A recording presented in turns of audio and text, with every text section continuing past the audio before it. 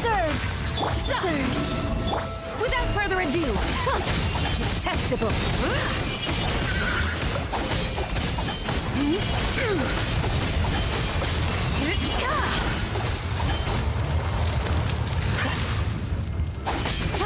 Tsaritsa's benevolence has no place for transgressors!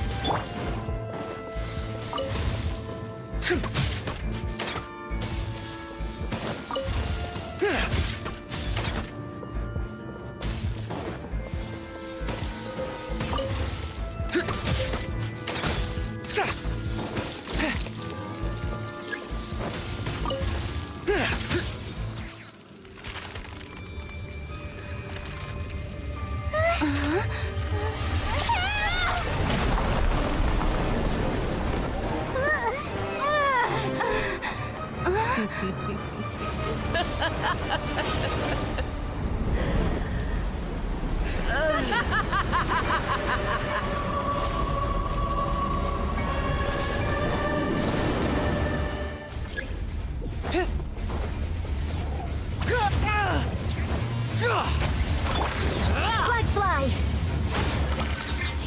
Blade, moons converge. Lofty wisdom will show us the way!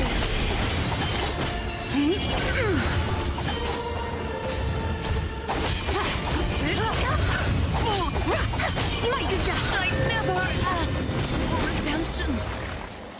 Never. Take this!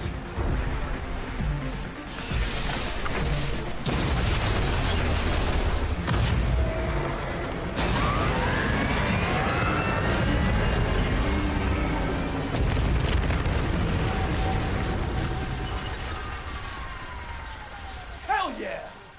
Hell yeah!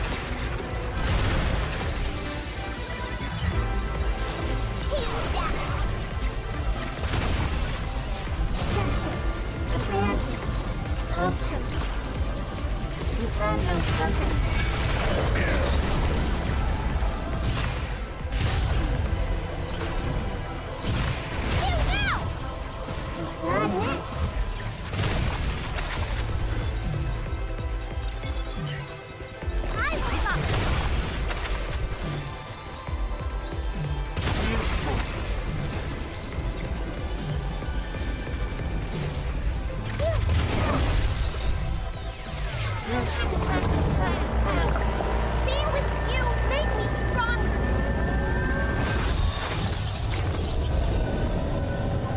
I am Diana! To be a foreign realm. There's a strange wanderer near Wolfendom.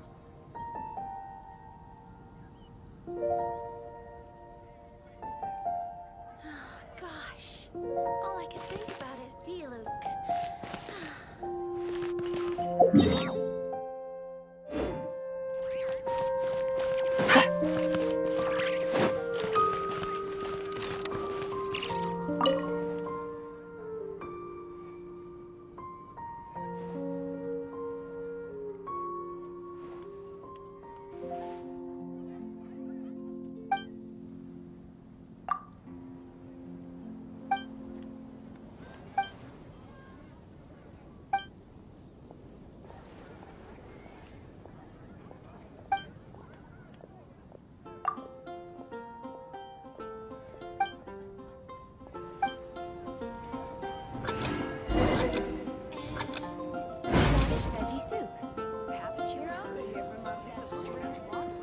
It's been getting quite busy recently.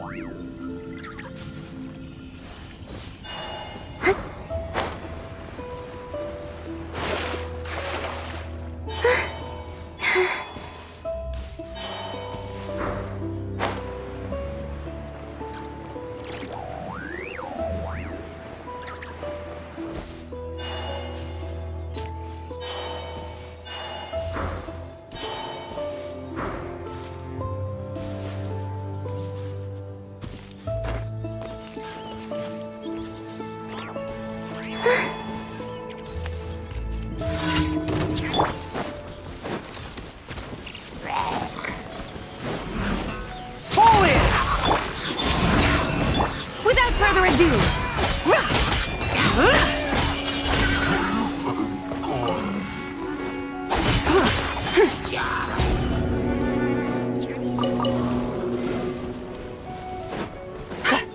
smite the dust.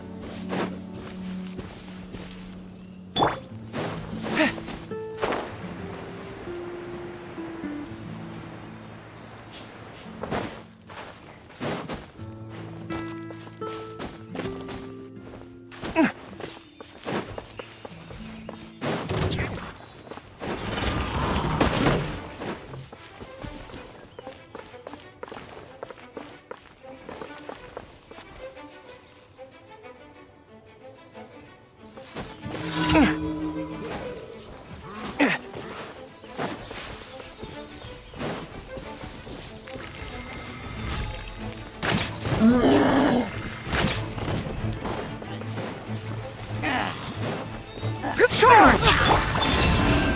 Be cleansed.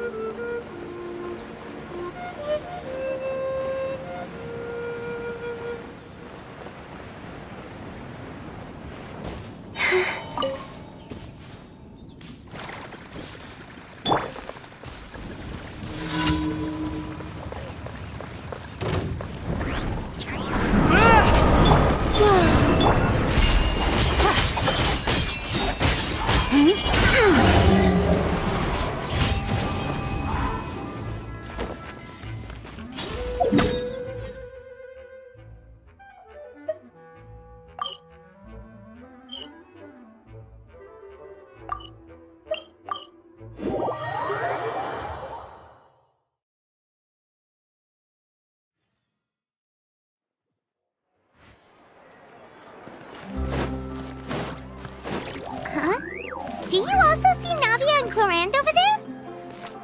They look like they might have run into some kind of trouble. Let's go check out what's going on!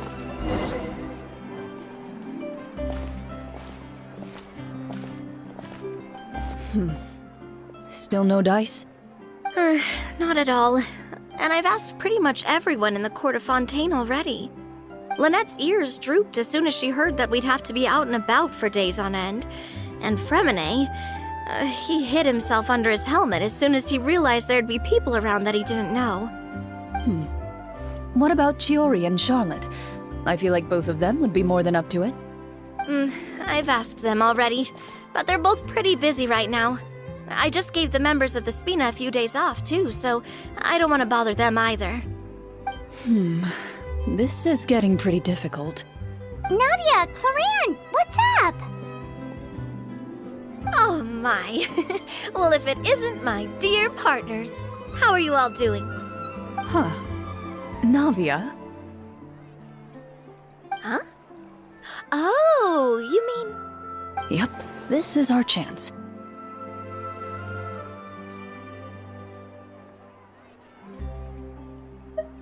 Do you need our help with something? Oh, precisely. My dear partners, we've got a huge problem right now that only you can solve. Whoa, for real? Absolutely. We've already exhausted all our other options.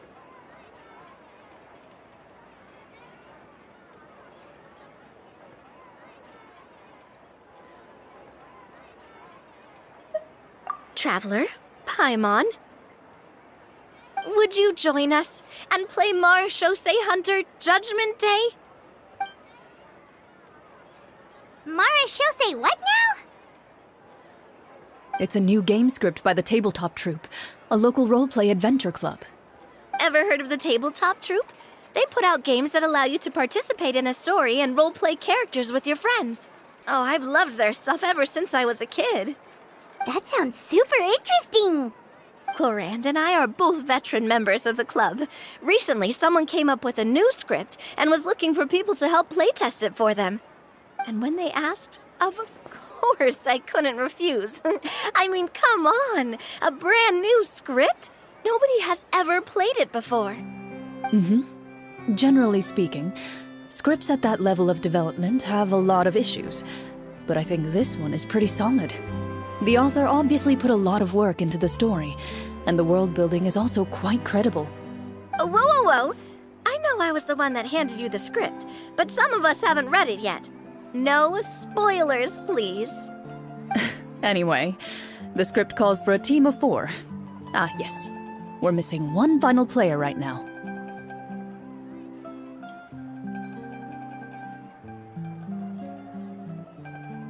So, you're saying you'll help us out? I knew I could count on you, partner. Paimon and the Traveler are kind of a package deal. Is that okay? That's not a problem. I'll adjust the pace based on the actual number of players, and ensure that everyone has a good time. Well, Traveler, what do you think? Wanna play? Paimon will follow your lead. Well, that solves our problem. You have our thanks. Woohoo! I'll go grab the script manager from the club right away. The script manager? Didn't you just say that you gave Clorand the script? The club introduced a completely new kind of gameplay for the script. In this iteration, the Game Master's version of the script is incomplete.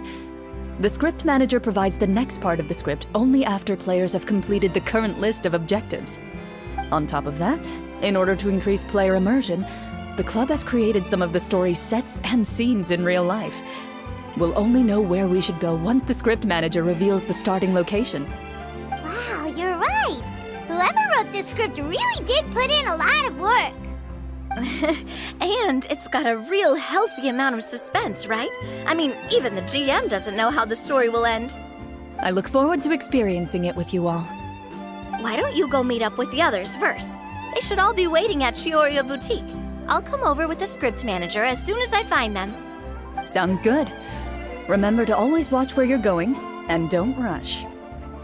You say that like I'm 6 years old or something. Let me think. What kind of character should I play this time? I just hope you'll pick up some useful skills this time. Oh, and stop trying to persuade every animal you come across.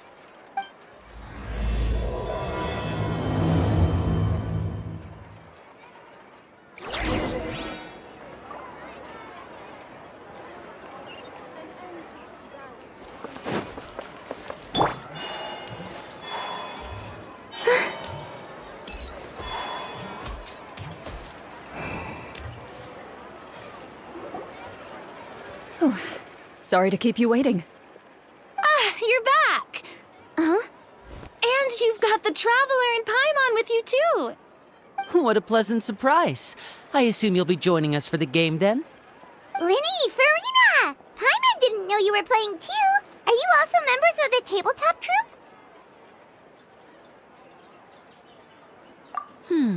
I'm more of a casual member, if anything. I haven't taken part in many formal club activities. Lynette, Fremine, and I play something similar at the Hotel Bouffe Tété sometimes, but I'm usually the GM. Still, I'm sure it'll be fun being a player for the first time. I'm looking forward to it. Well, I'm not a member of the club at all. Claran simply woke me up first thing this morning, said there was a good script worth experiencing, and asked if I wanted in. If you're interested, I can give you a referral. That should give you a 40% discount on membership fees. I think I'll wait to see how this experience plays out first, especially when it comes to the quality of the script. If it's sufficiently fun, then I'll join. Do you participate in a lot of tabletop troupe activities, Clarin?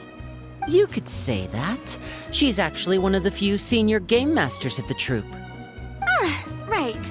I knew about that even when she was still my subordinate. It's nothing. Really, just a small hobby of mine. Wow. Paimon's so used to seeing you be all upstanding and intimidating as the champion duelist. It's kind of hard to imagine you role-playing with a bunch of friends.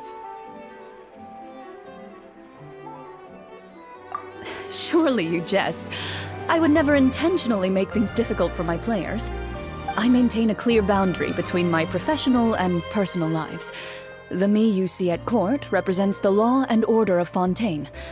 I put all personal feelings to the side and grant a fair duel to all who seek to defend their honor. But in my personal life, I'm just an ordinary person. Someone who feels anger and sadness, just like everyone else. Well, you say that, but for all the time I've known you, I don't think I've ever seen you cry. I've seen you get angry, sure, but now I'm wondering whether you were actually mad or if it just looked that way from the outside. I was probably in work mode during those times. Is that so? Well, in any case, I just feel like even in your personal life, you don't get emotional very often. So you want to see me cry? That might be a little difficult. A show of anger, though, that might be something I could accomplish. No, that's not what I meant.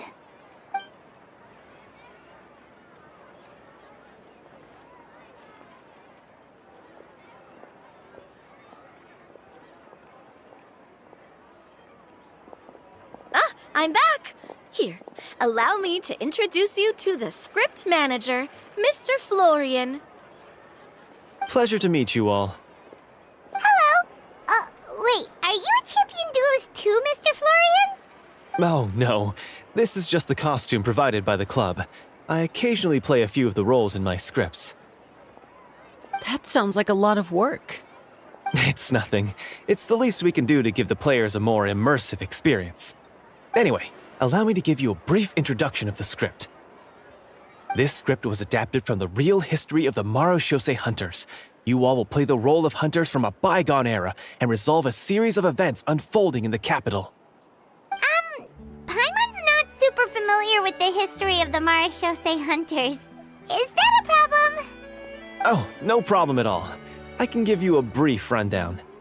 So, basically, Marechaussee Hunters were people who dedicate themselves to hunting monsters and protecting the city by using a special swordsmanship technique passed down over generations. Their story can be traced back to the ancient Remurian dynasty, as well as the first hunter, Cassiodor. But I'll leave the finer details for you to seek out and discover later. And I'll provide additional commentary as the story progresses. In that case, brave hunters, are you ready to set out on an unknown adventure? Whoa, just one sentence and it's like we're in the story already! Aha, I see many a determined gaze before me. Very well, head over to this location and begin your heroic journey. So, as we follow the story, it leads us to specific scenes? Ooh, sounds pretty innovative. What does the message in the envelope say? It's the exact location of the scene, as well as the formal permission to use the venue. Seems like they have everything prepared. Please check all your belongings, everyone, and make sure you haven't forgotten anything. Once you're ready, please follow me to the designated location. Sounds good! Hunter Squad, move out!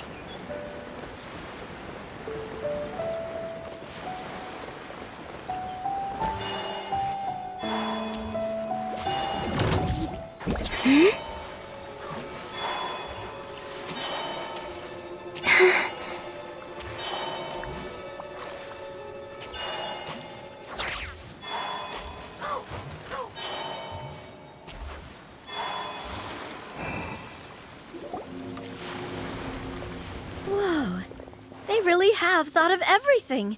Even the phaetometer is here and ready to go for us. The phaetometer? What's that?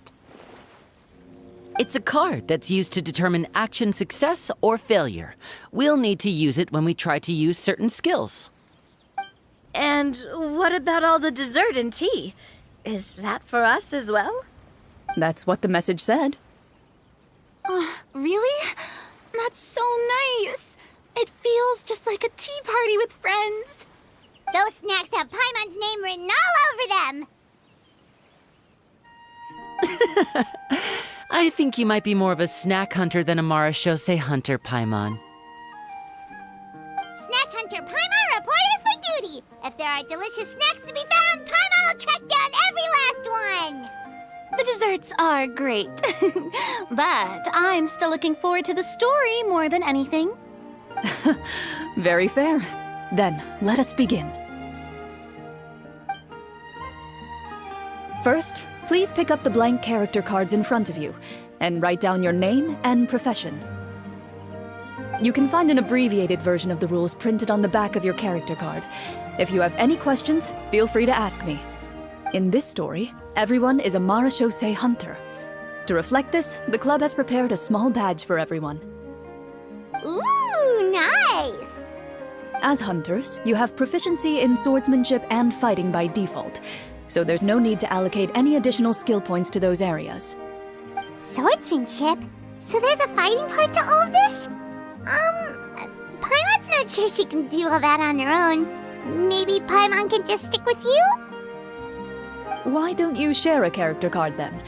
The Traveler will be the Marachose hunter, and you can be her little floating assistant.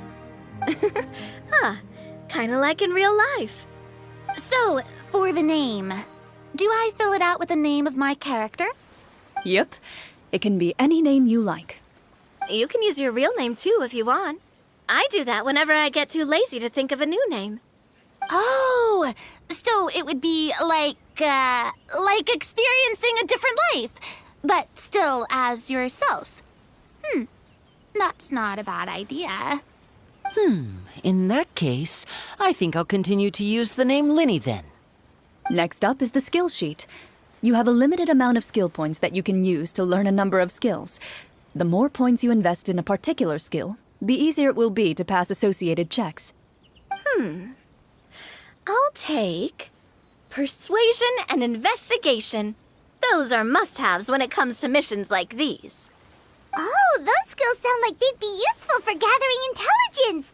Good idea, Navia. Just as expected of a veteran player. So, should we also take those skills then? Not necessarily. Since we're working together as a team, we could leave the negotiations to Navia and use our skill points to pick up other useful skills. For example, I think I'll take stealth and sleight of hand. That will give us more options if we run into any situations we can't negotiate our way out of. Oh, interesting. I wasn't thinking about it like that. I suppose it's not so different from an acting troupe. Everyone has their own role to play. Let me see. I'll take art and performance. I'm not quite sure what use they'll be, but I'm not as knowledgeable about the other skills, and I am not too confident I'd be able to roleplay them well. Well, that leaves us. What do you want to learn, Traveler?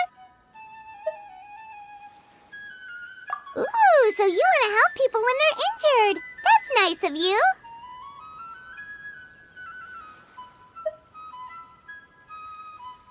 Oh, something that'll help you get a read on other people's thoughts. Sounds useful. So what do you think? Are you sure you want to learn these 2 skills? Let's see. Oh, looks like you each have enough points to choose one final skill. You've all picked such classic skills. It's fine to go a little bit out of the box, you know. Why do I get the feeling she's getting ready to cause trouble? For example, this one here. Summon. Doesn't it sound super mysterious and cool? Oh, I saw that one just now as well. The description says, this skill can be used under certain circumstances to summon characters or creatures that fit the script's world-building rules. The script's world-building rules, huh? But how are we supposed to know what a Marashose hunter can summon? Oh, that's not for us to worry about, my friend. Just learn the skills that interest you, and the GM will take care of the rest. All right, you've convinced Paimon. Let's learn Summon, then. Paimon can't wait to see what kind of thing shows up. Well, now that everyone's more or less finished creating their characters, we can begin. Since 2 of our players are doing this for the first time, though, let me ask. Would you like to play on easy mode or authentic mode? What's the difference between the 2? Well, in role-playing games, the story sometimes changes based on the decisions of the players and the results of the Fatometer. For example, if you fail a check, that means you cannot use the target skill in that scenario. A critical failure may even result in further negative consequences. If you choose to play in authentic mode, every time you elect to use a skill, you'll need to use the Fatometer to see whether you succeed or fail, and face any consequences that may follow. If you choose easy mode instead, every check will be successful by default, and you won't have to worry about luck playing a factor.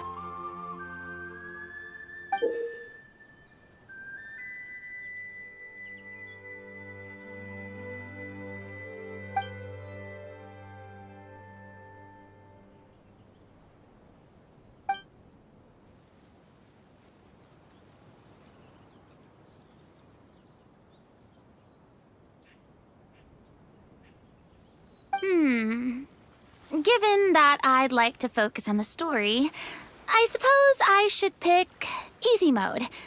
I'd feel bad if I brought the team down by failing my checks. Huh? Oh, come on. Don't worry about that. RNG is the lifeblood of role-playing games. I'm going with authentic mode for sure. Never knowing what you might have to overcome. Ugh, doesn't that sound exciting? I'd rather be mentally prepared for what might happen. All right, then I'll mark down Farina for easy mode. All her checks will be successful by default. As usual, Navia and Linny will play on authentic mode. What about you, dear partner? How would you like to play? Are you sure? Trust me, you'll see the beauty of RNG. Honestly, I don't think Clorand would make things too difficult for us no matter what the Fatometer says. Isn't that right, Clorand? No promises. That wasn't super reassuring. Well, anyway, enough talk. Let's get started. I want to experience at least a good chunk of the story today. Speaking of the story, why is the beginning scene on a beach? Well, that's because... a long time ago, back when human civilization was still in its infancy, powerful demons and evil sorcerers ruled over the land. They created a host of monsters and sent them to slaughter all humans in existence. Soon, a group of human rebels banded together. With their swords raised, they swore to brave the darkness, and in doing so, subdue each and every monster that sought their destruction. They became known as the Marachose Hunters.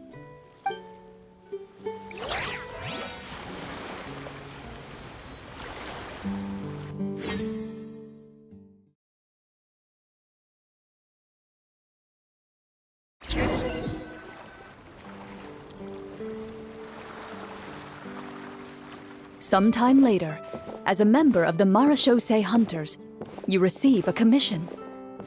Following the address provided on the message, you take a boat and arrive at this strange city. As you inhale, you can taste the slightly salty air of the docks as you begin to survey your surroundings. There aren't many people in the vicinity, but you do take note of a few others who, like you, seem to be sizing up this place. Your eyes meet, and you realize these people are fellow Marachose hunters, likely led to this location after receiving the same commission as you. You're all Marachose hunters too, right? Allow me to introduce myself. The name's Navia, monster hunter by trade and helpful neighborhood businesswoman on the side. What say you to traveling together? We can help each other out on the road. Okay, count me in. My name is Linny. I've been wandering since I was little and picked up a few less than legal tricks along the way. I was adopted by a Marachose hunter and later chose to follow in his footsteps. Is this where you introduce your character to everyone? It sounds like they've done this dozens of times. My name is Farina, and, I grew up in a noble family. I always had a strong interest in performance and the arts. Even though I'm a Marachose hunter, what I really want is to be a performing artiste. Hey, that's really cool. You can do it, Farina. That's exactly how it's done. Paimon is Paimon, a good friend and companion to this Marachose hunter right here. I've been studying medicine ever since I was a child. I want to do my part to eradicate these monsters and use what I've learned to heal others. Oh, welcome, welcome. When we face the monsters, I'll make sure to charge in front to give everyone some cover. You can take care of the healing at the back. You open your envelopes at the same time. The message reads, "To the honorable and trustworthy Marachose hunters, our kingdom is currently facing a grave crisis.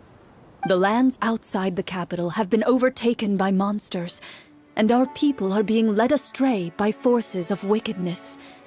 We beseech you, please help us resolve this crisis and return peace and stability to our home." Huh. The layout of this city looks super familiar. It kinda reminds Paimon of Mondstadt! The scriptwriter must have used a real-world city as a reference when coming up with the map. As experienced hunters, the layout of the city reminds you of places once traveled. You recall the sight of tree-lined streets and the gentle tranquility of days gone by. Yet, as you regard the city in front of you, it appears to be little more than an empty shell. Its hollow gates are open to you, beckoning you to come forth and bring salvation back to the town. I carefully read every line of the letter and turn my attention to the signatures at the bottom. Who issued this commission to us? You see a long string of unfamiliar names. It would seem that many of the residents of the city issued this commission together. They sensed that things were not right within the kingdom and sent a distress signal to the outside world. In that case, why don't we take a walk around the city and see if we can learn anything from the local residents? Oh, good idea. We might be able to get some leads on the monsters and bad guys we're after. You look up and see a tavern nearby. It appears to be open for the day. Why don't we go check out that tavern? If the novels I've read are anything to go by, taverns are usually full of information.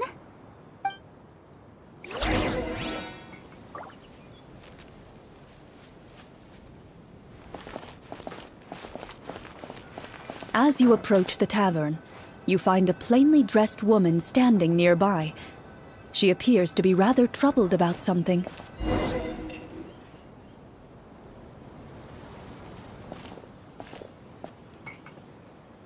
Greetings, friend. Lovely weather we're having today, don't you think? Oh, hello. I suppose you're right. The weather today is quite lovely. If only those monsters out there would stop causing trouble. It seems like every character included in the script has a certain amount of useful information to offer. If we keep asking questions, we might be able to get some good leads. Oh, come now, don't be sad. Life is all about optimism. Oh, that reminds me. What did you have for breakfast this morning? Huh?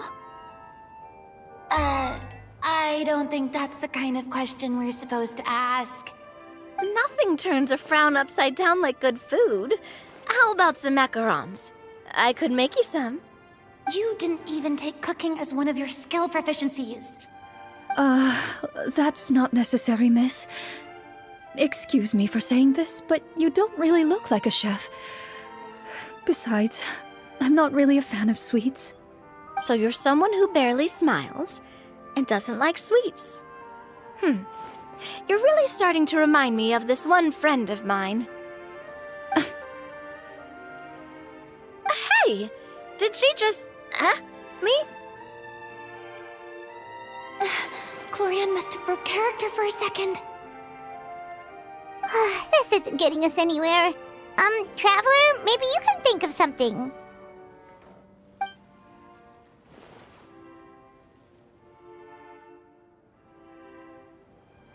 The results of insight checks aren't disclosed to the players, so I'll be the one consulting the photometer.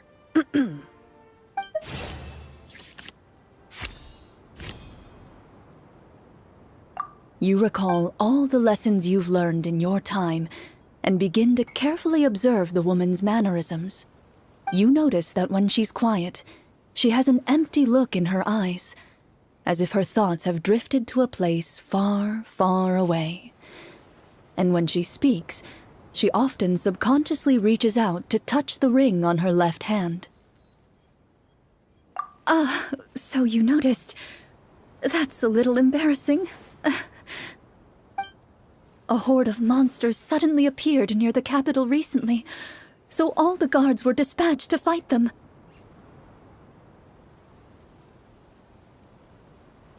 Do you remember when those monsters appeared? I'm not completely sure. All I know is that my husband was dispatched to fight them 3 days ago. Do you know where he was sent?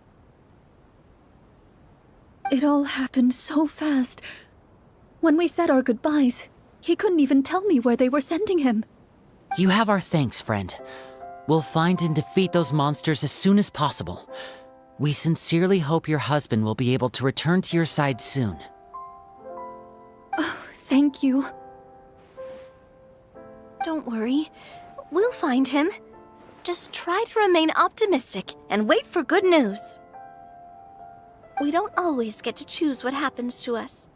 But we do get to choose the little things, like what we eat and how we respond to the things life throws our way.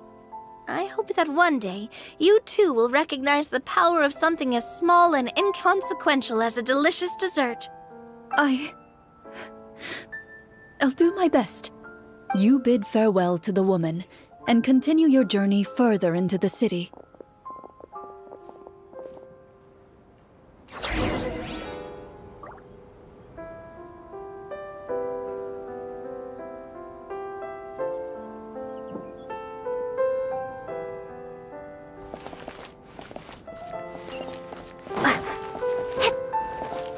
As you venture further into the city, the streets appear largely empty. An elderly woman walks past. You see her shake her head as she puts away her wrinkled wallet. A nearby merchant folds his arms and gives you a disdainful look. You get the impression that he's someone who has long gotten used to the sight before him.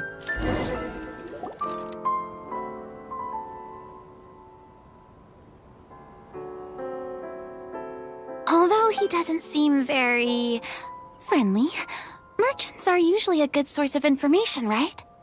Pardon me, sir. I'd like to ask a question if I may. That depends. How much are you willing to pay? How about this much? What do you take me for? Some lowly beggar? You can't even buy half an onion with that amount. Surely an onion can't be that expensive, right? What do you know? War's nearly upon us. Everything costs several times what it did before. If you're not gonna buy anything, then scram. Whoa, what a nasty guy. Maybe we shouldn't even bother talking to him. But he still might have information we need. Traveler, can you think of something?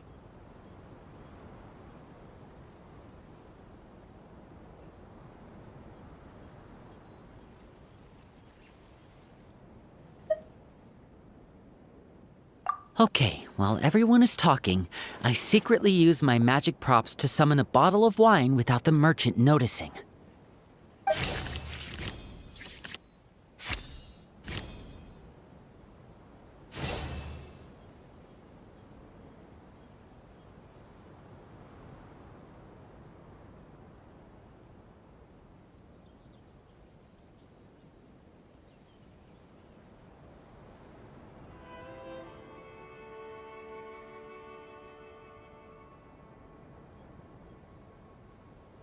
We meant no offense, sir.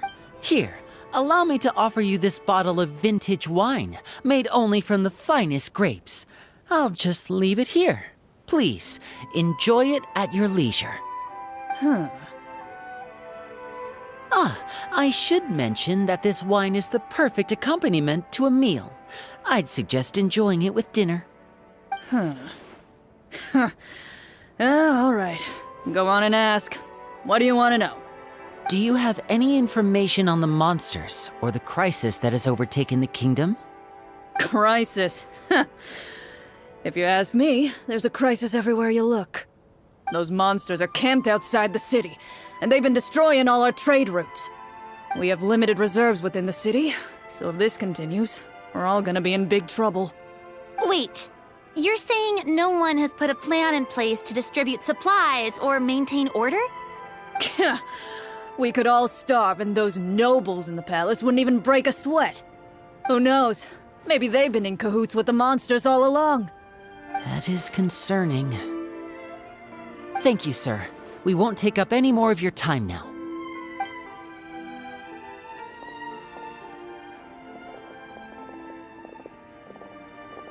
Hey, why did you leave in such a hurry?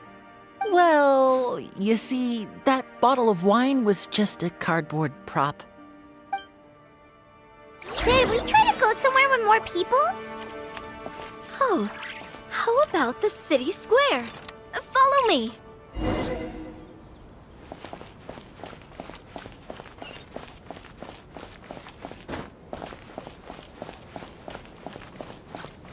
Before you lies the city's central square. You see a man with a slightly anxious look on his face, pacing back and forth, his head hanging low. He doesn't seem to notice your approach. Still immersed in his own thoughts, he shakes his head and lets out a long sigh. This guy seems promising enough. Maybe I can get some information out of him. Hello, sir. Is there anything I can do to help you? Wait, you're... I'm... Oh, dear goodness! You're a Marashose hunter! You recognize us? Ah, are you one of the people who wrote the commission letter? Yes, yes! Oh, I didn't expect you to actually come! Oh, what great news! The city is saved!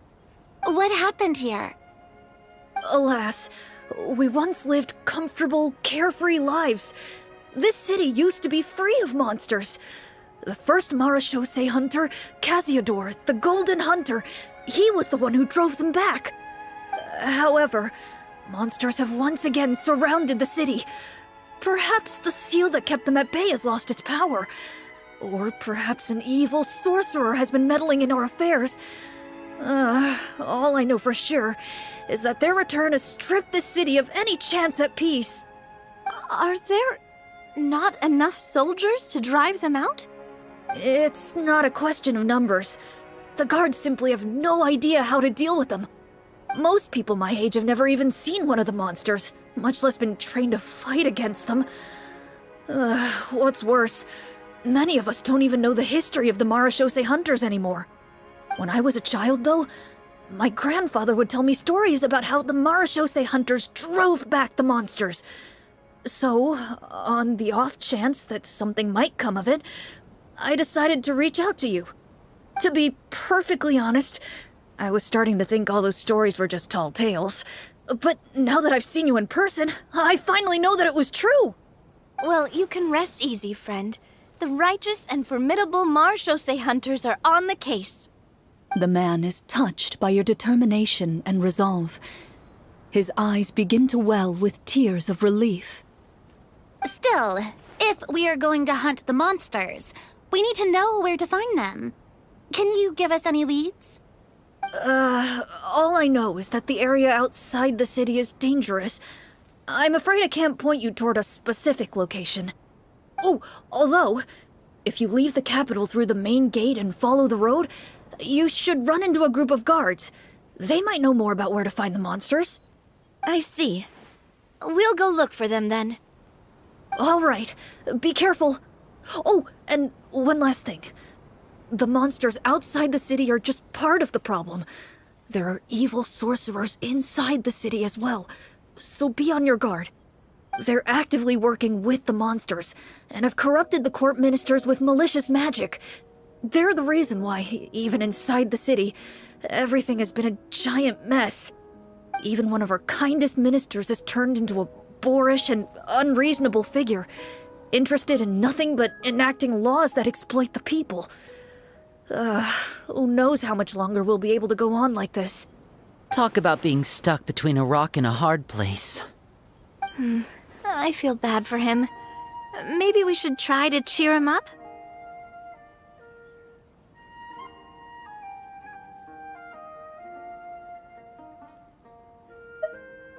Huh? Like, now? Is this really the right time? I appreciate your kindness, but for now, it's more important to focus on the crisis at hand. Brave hunters, I leave the future of this kingdom to you.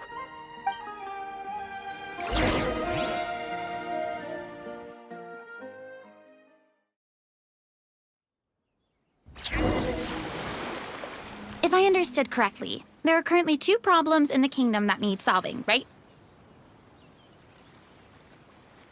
Exactly. We need to defeat the monsters outside the city and take down the evil sorcerer stirring up trouble from within.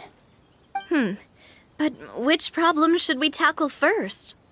Well, this seems like a good moment for a break. Take some time and discuss what you want to do. Let me know when you've made your decision. I really didn't expect the people in the city to keep us at arm's length like that. I totally thought the hunters would be treated like heroes. Well, Claran said the script took cues from the real history of Fontaine, right? Maybe the real-life Marachose hunters were also treated like that. I wouldn't say it's a perfect representation of history, but there are definitely some similarities. Would you like to hear more about it? Sure. As long as it doesn't spoil anything in the script. You brought up bits and pieces of the hunter's history before, but it was all in passing. Paimon wants to know too! The hunters were super powerful, right? Were they all from a special line of supernatural beings or something? Kind of like the yokai in Inazuma? No. All Marachose hunters were ordinary mortal fighters. The only thing that set them apart were the special sword techniques passed down over the centuries. Huh? So you mean anyone could become a Marachose hunter? In theory, yes. All you would need to do is survive the rigorous training and master the swordsmanship techniques required to fight the monsters. Still, most people dropped out at the early stages, and others called it quits the minute they saw a monster in person. To become a hunter, you must be strong in both body and mind. What kind of monsters did the hunters fight exactly? Oh, and the evil sorcerer the script mentions. Did they exist in real life too? The land of Fontaine once played host to an ancient dynasty known as Remuria. After that dynasty fell, monsters began to appear, intent on obstructing humans from establishing a new social order. One of the ancient sorcerers of Remuria used his power to assemble a formidable army of golems. He sought to use that force to establish himself as king. Now wait a second.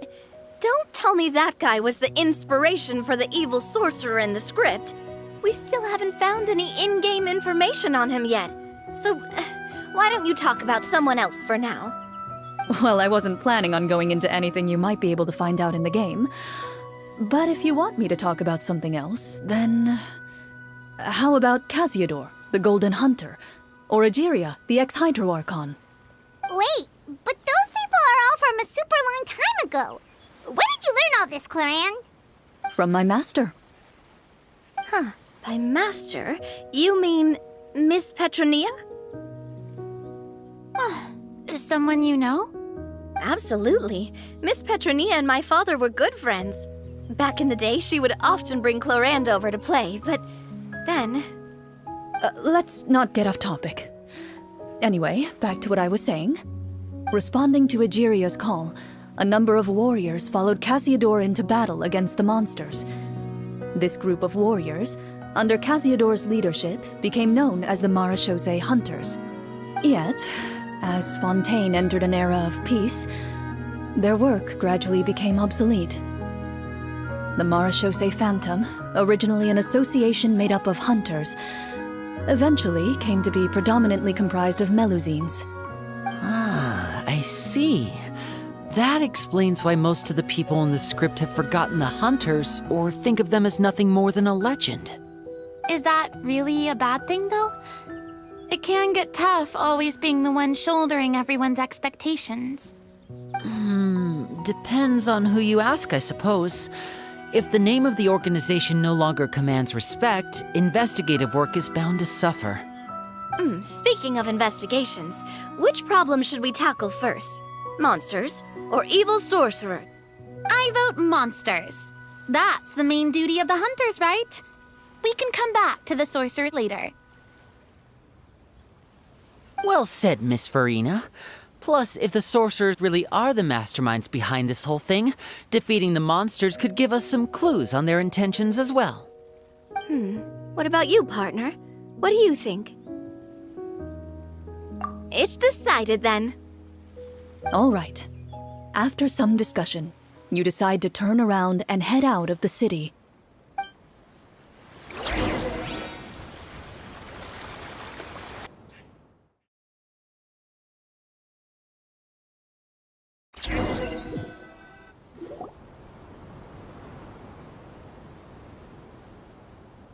Let's take a look around, like that guy said. You there! Outsiders, halt! Who's there? An armored man approaches you. He He has a tall, muscular build and a determined expression in his eyes. Just one look, and you can tell he's fought in his fair share of battles. Although he's trying his best to conceal his current state, his uneven gait and the sweat dripping down his forehead make it obvious that he's been wounded and is in serious pain. I'm the captain of the guard. I saw you sneaking around the city earlier, so I'll only ask this once. State your purpose, or it's off to the dungeons for the lot of you. Wow, it's been a while since someone's been this suspicious of us. I said talk, not whisper between yourselves. Have you ever heard of the Marchese Hunters? Marachose hunters? Ha! That fairy tale, you mean? What, you expect me to believe you're one of them?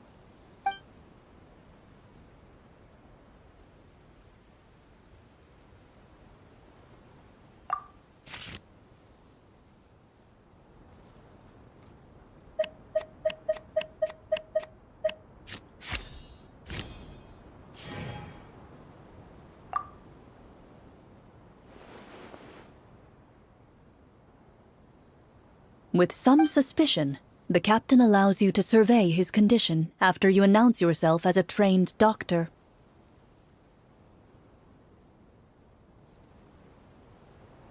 Unfortunately, you're unable to adequately assess the source of his injury, much less come up with a way to relieve his pain.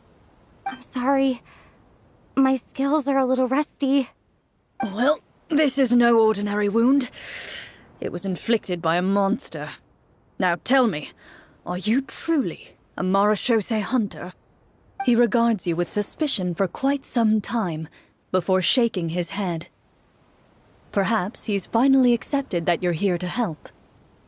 Sir, we were indeed in the city earlier, but our purpose was only to gather information on the monsters. We're here to help the city and all the people within it. Your guards are still fighting the monsters as we speak. They could be seriously wounded and in grave need of support. You need all the help you can get.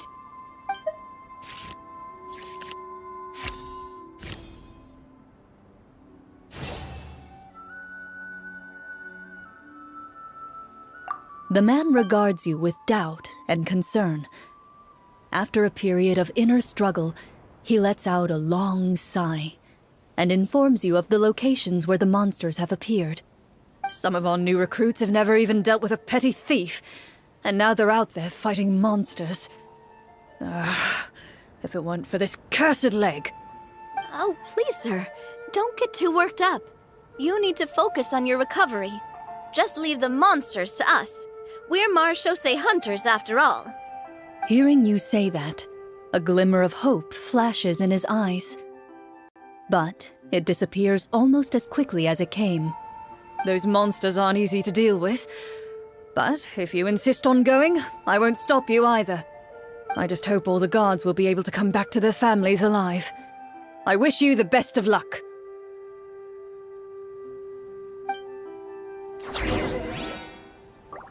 Based on what the captain said, the monster should be right up ahead. Let's go. Hopefully we're not too late.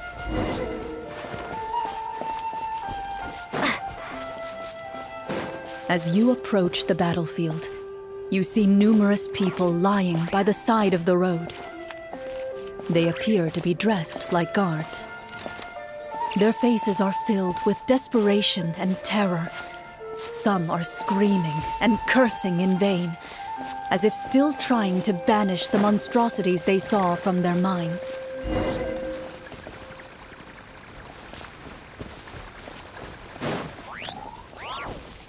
A few of the wounded look up at you in shock and disbelief. Quick, leave this place. Turn around and don't look back, they yell.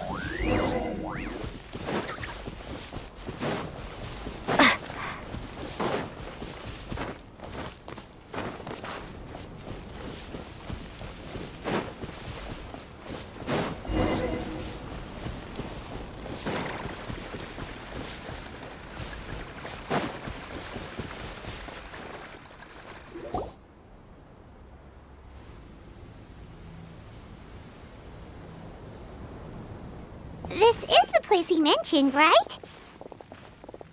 You see broken iron swords scattered all around you, and downed trees riddled with terrifying claw marks. All the signs point to one thing. A truly devastating battle just took place here. Be on your guard, everyone. The monsters might still be around. Before you can finish your sentence, you hear rustling sounds from the surrounding bushes. The monsters have emerged. They close in on you without fear. You get the impression that, in their bloodthirsty eyes, you're just another meal for them to devour. A little help here! This thing wants to eat Paimon! Your battle round begins now.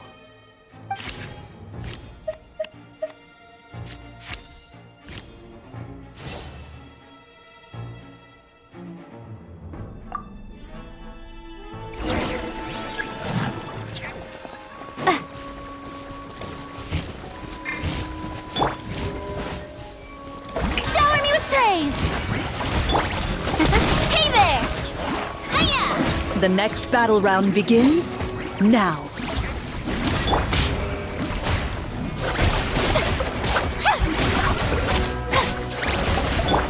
And voila! Let's get this show on the road!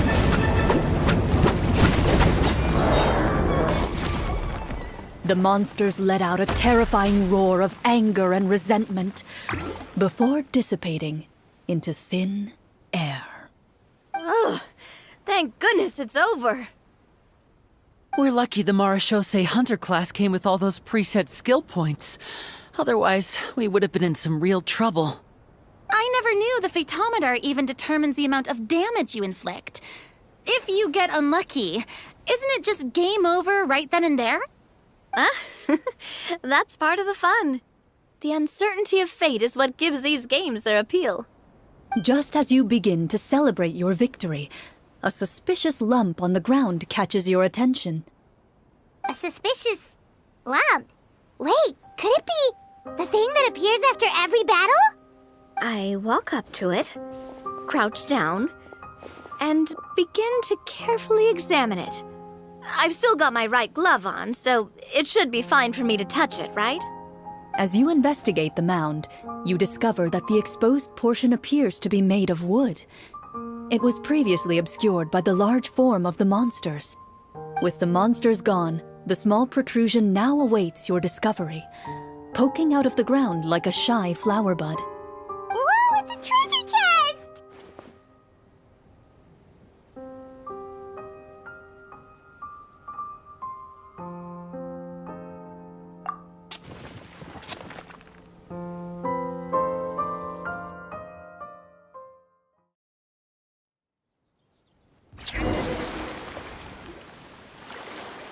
With everyone's help, you successfully excavate the wooden chest from the ground. Even without opening it, you can tell from the mora and jewels scattered around the chest that it must contain quite the fortune. Makes sense. We worked hard for this. Let's open it and we can share what's inside. I can understand your excitement, Paimon, but think about it. Doesn't it seem like there are people out there who need this treasure more than us? Yeah. Think about all the people suffering in the capital. Or all those guards who got hurt fighting the monsters. Wouldn't it be better if we gave the treasure to them? Wait, is that how it works? Paimon thought since we were the ones to dig it up, we could just take it for ourselves. Well, let's put it this way. Any decision you make during a role-playing game can impact the future course of the story. But would the people really believe us? It's hard enough for us to prove we're Marashose hunters. What if they think we procured the treasure illegally? They might get even more suspicious of us. That's definitely something we should consider. Maybe we can come up with an explanation in advance. Well, if donating it could cause that much trouble, why don't we use it to buy some gear and fill up on good food? Then we'll be ready to fight even more bad guys. Looks like you're facing a difficult choice once again. Well, it's getting late. Why don't we call it a day for now? Wow, Where did the time go? I'm not sure if it's because I'm having so much fun with you all or because the story is particularly enticing, but I feel like I could almost keep going. Here, here. Ooh, how about we play through the night? I'm not sure I'll have enough energy for that. Yeah, that won't work for me either. Lynette will give me an earful if I get home too late. I understand how you feel, Navia, but we have to change venues for the next part of the story anyway. Huh? Another location? There's a special note for the GM at the end of this section that says to proceed to an indoor set for the next part of the script. Whoa, they really pulled out all the stops for this new script. Well, even if we end the game for the day, we can still stay a little longer and hear Cloran finish her story, right? Paimon wants to hear more about the history of the Hunters. Something tells me you just want to finish the free desserts before we break for the day. That's just a coincidence, okay? Besides, to Paimon, not finishing free food feels even worse than having to buy her own. And anyway, Paimon really does want to hear more about Cloran's master. Well,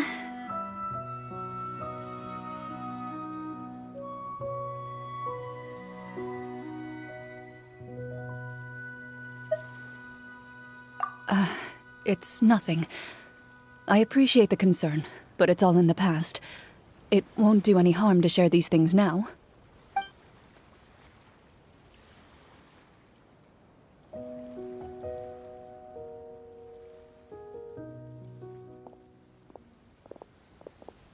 My earliest memories are of living with Master. According to her, she saved me from certain people of ill repute. My birth parents had left me behind some time before that. what a heavy beginning for a life story. Master was a fascinating individual, if inexperienced in the ways of raising children. My first ever toy was a short sword. Although I suppose it wasn't so much a toy as something Master removed from her waist and handed to a noisy child in need of distraction. Oh, wait, so she handed an actual sword to a child? Isn't that dangerous? Did you hurt yourself? Of course I did. I cut my palm and bled quite a lot. But Master was not concerned. She just stood there and casually lectured me about it. See, that's what you get for not holding the sword properly, she told me. She then crouched down next to me and said, "Give me your hand. I'll teach you to bandage this wound. After that, it's time to learn how to truly hold a blade." Excuse me for asking this, Cloran, but how old were you exactly when all this happened? Probably around, 3, give or take. 3? Isn't that when most kids are still struggling to hold a fork? As I said, Master was rather inexperienced in the ways of raising children. She believed trial and error was the best way to teach a child what they're capable of. I'm not so sure this is a question of experience. I didn't see anything wrong with her ways at the time. And anyway, children don't get to choose how they're raised. Oh, she did bring me back a pet from Liyue once. It was a Geovishap hatchling. A Geovishap hatchling? For a pet? That seems even more dangerous. What she said was this: make sure to get along, you two. If you really can't agree on something, just settle it with a fight. Whoever loses is the real pet. And how old were you when this happened? 5. Well, did you win? No, I lost. So you're saying you actually became the Geovishap's pet? Yes, but only for a week. By the end of that week, I defeated it in combat, and we've shared a cordial relationship ever since. That really doesn't sound like the kind of childhood someone should have. Later on, I gradually understood that Master most likely didn't know any other way to raise a child. She was a Marechaussee hunter, but I never heard her bring up her own parents. Thanks to her, I learned how to navigate the forest by the age of 6, and could hunt monsters in the wild by myself the year after that. Even though the training she subjected me to was strict, she always made sure to take me traveling when she had the time. We met many of her friends during those days. That was also how I met Mr. Callis and his family. I still remember the first time we met. You were too scared to join our picnic and hid behind Ms. Petronia the whole time. I still hadn't really met many children my age at that time, so I didn't know how to interact with others. After that, though, you started coming over a lot. You loved challenging people to shooting competitions, remember? I don't think many members of the Spina ever beat you in one of those. I had a lot of fun during those days. I enjoyed them too. Oh, do you remember that one time we went exploring around the Spina together? We overheard Papa call your master Fontaine's Protector of Justice. We tried to pretend like we never heard anything, but you nearly let it slip that one time.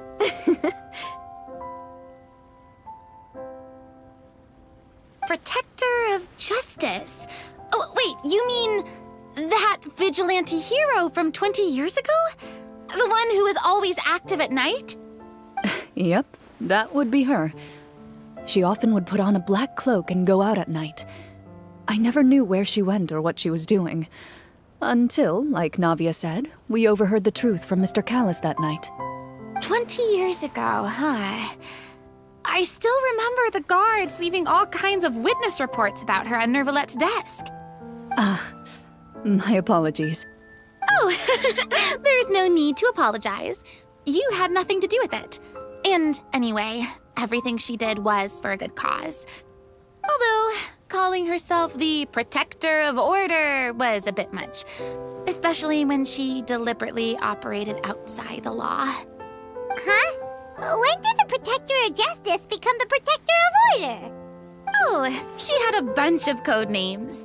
I heard she would just come up with a name on the spot whenever she was asked. Later on, she probably got sick of answering those questions and decided to stick to just two. The Protector of Justice and the Protector of Order. That sounds like her, all right. I bet she forgot which of the two she'd use by the time she got back each night. Well, she certainly sounds like a fascinating individual. With her strong sense of justice, it's no surprise her student followed in her footsteps. It's true. I always wanted to become like her. Someone powerful, independent, and with a strong sense of conviction. But...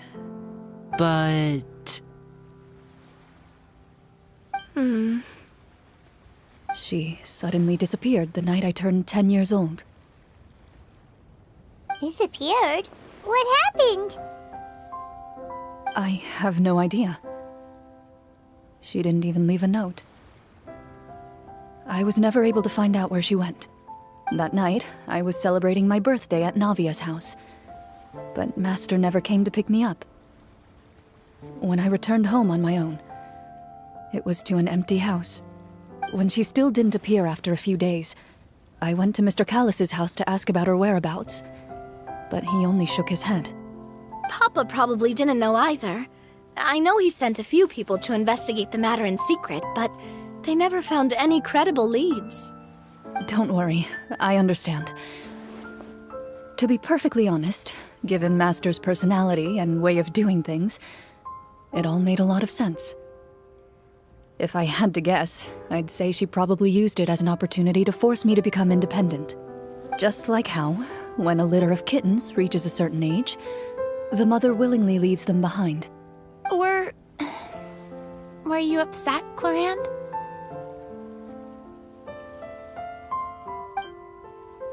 I was at first, but not anymore. I don't believe Master would suddenly disappear for no reason. There must have been something she just had to do. Well, despite everything, you still managed to follow in her footsteps and become the greatest champion duelist in all of Fontaine. You're practically a living symbol of law and justice. I suspect my position would be far too by the books for her. Master always did whatever she pleased. But you're right. I suppose I do take after her in some ways. Who knew Clorand had such an interesting past? I never had the chance to ask her about it before. And I wonder... if Clorand's master were the champion duelist back then, would that duel against Mr. Callus have gone differently? Oh no. Judging by the atmosphere, Clorand and Navi are probably thinking something similar. The mood just got super awkward all of a sudden. Well, anyway. Would you look at the time? It's getting dark, so we should probably call it a day for real this time. If we keep talking like this, we really will be here all night. I had a great time today, Miss Clorand. Thank you for being our GM. Anytime. The script was good, but I've got to say, your childhood stories were even better. Hey, you should tell us more about that fight against the Geo-Bishop sometime. Maybe your master was onto something. You could be right. What does she mean, onto something? I certainly don't know any 5-year-olds who want to fight a bishop in their spare time. Guess I'll head back as well. I need to save my energy if I want to continue enjoying the story tomorrow. You're that excited to hear about my fight with the bishop? I was talking about the script.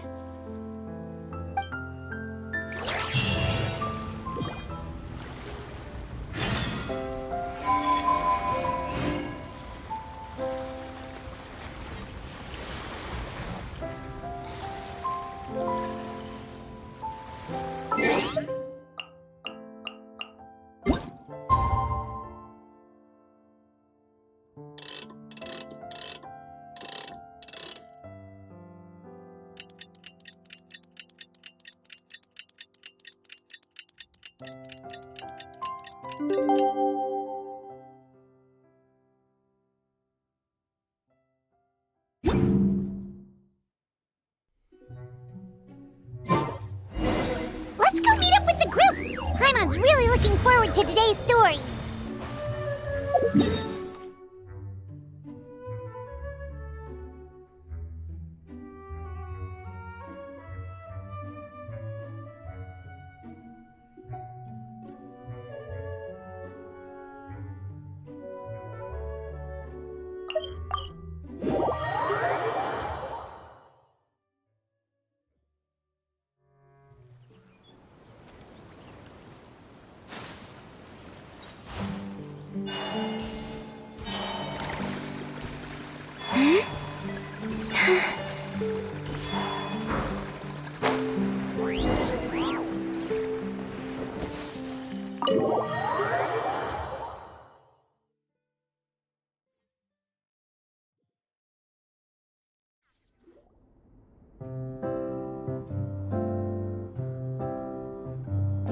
Looks like everyone's here.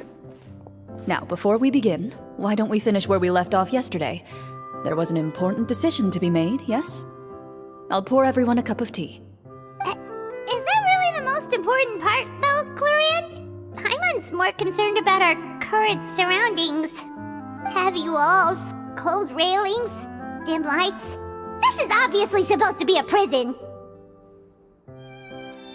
I admire the work put into the set. Still, it's obvious the scriptwriter has never paid a visit to the fortress of Meripede. So this set is going to be a part of the script? Unfortunately, that is something I can neither confirm nor deny. Anyone think Clorand's smile is starting to look kinda scary? Well, whatever happens, we'll just have to push on.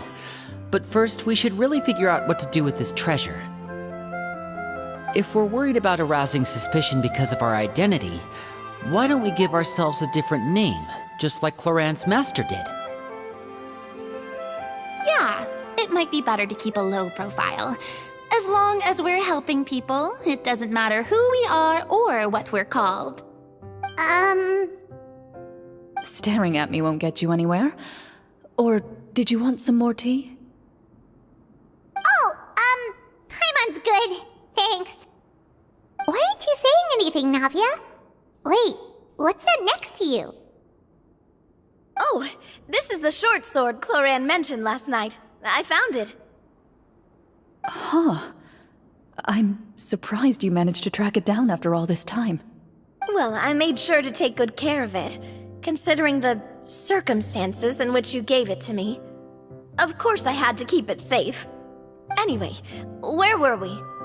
Oh, right. I was just thinking about all the potential ways for us to break out of prison. We could dig a tunnel, or try to bribe the guards. Wait, we haven't been thrown into prison yet, have we? Well, it's only a matter of time. It pays to be prepared. Just like how you should always have an umbrella on hand, even when it's sunny. All right, Paimon's made up her mind. Let's just give the treasure away. Paimon may have wanted to keep it, but if it's going to land us in prison somehow, Paimon will be too upset to enjoy her snacks.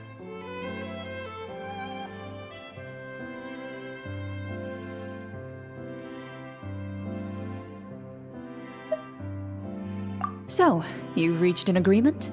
All right then, we can continue with the story. Oh, and we'll collect all the scattered pieces of treasure on the ground as well. All right. You collect the treasure and make your way back to the capital with your bag of loot in hand.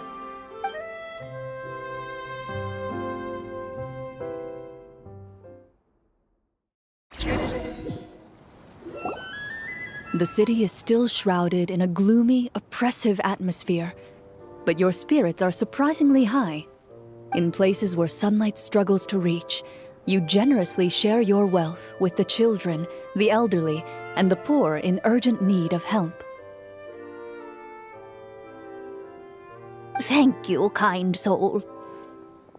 The elderly woman's look of gratitude follows you as you walk away, her eyes never leaving your back until you move entirely out of sight. However, there's still quite a bit of Mora remaining.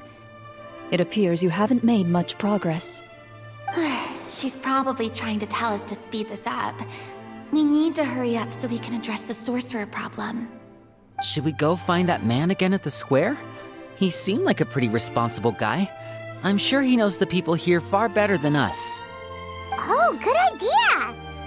Just as you start to make way to the square, intent on finding the man again, there's a voice.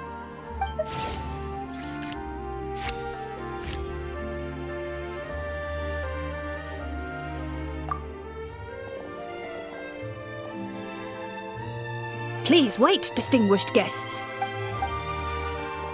Several strange guards suddenly call out to you.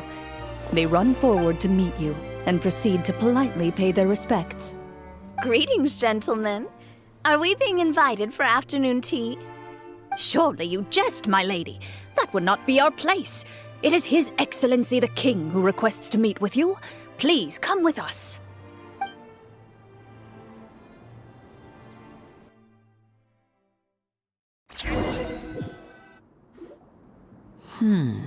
Do you think this could be a trap? Well, we have to investigate the court at some point, right?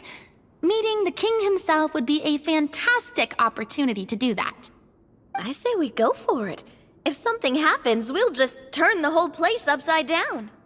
That sounds a little intense. After a quick discussion, you nod to the guards and agree to follow. They lead you all the way to the audience hall of the palace. Gilded tables line both sides of the hall. The space itself is adorned with all manner of expensive antiques, glass shelves, and silver candlesticks. The items appear quite ordinary in size and dimension, yet their presence somehow makes the emptiness of the hall feel even more surreal and ominous. Wow, it's so luxurious! The elderly king, clad in a magnificent robe, sits upon the deep crimson throne before you. He wears above his head a majestic crown, with a gemstone the size of a bird's egg set right at the very front. As you observe it, you see a complex pattern of light reflect off its surface. They're here, Your Majesty. A man dressed in dark clothes, likely a minister, shields his mouth with his hands and bends down to whisper a few words to the king. After a moment, He lowers his hands and stands back up. His gaze shifts to fixate on your group, but he does not move from his place at the king's side. The king does not appear entirely aware of his surroundings. The man by his side, though. We should keep a close eye on him. The king remains still and says nothing. The minister is the one who speaks. Esteemed guests, allow me to thank you for coming to our faraway kingdom. Unfortunately, His Majesty the King finds himself quite exhausted from work. So please allow me, his Prime Minister, to welcome you in his stead. I've heard tell that your group, the Marechaussee Hunters, used your exceptional ability with the sword to repel the monsters near the capital. Such a great deed deserves to be rewarded. However, seeing that I was not fortunate enough to observe such a feat with my own eyes, you'll forgive me for seeking to verify the truth by speaking to you myself. Well, we've got nothing to hide. You brought us here to talk, right? So we'll just explain what happened.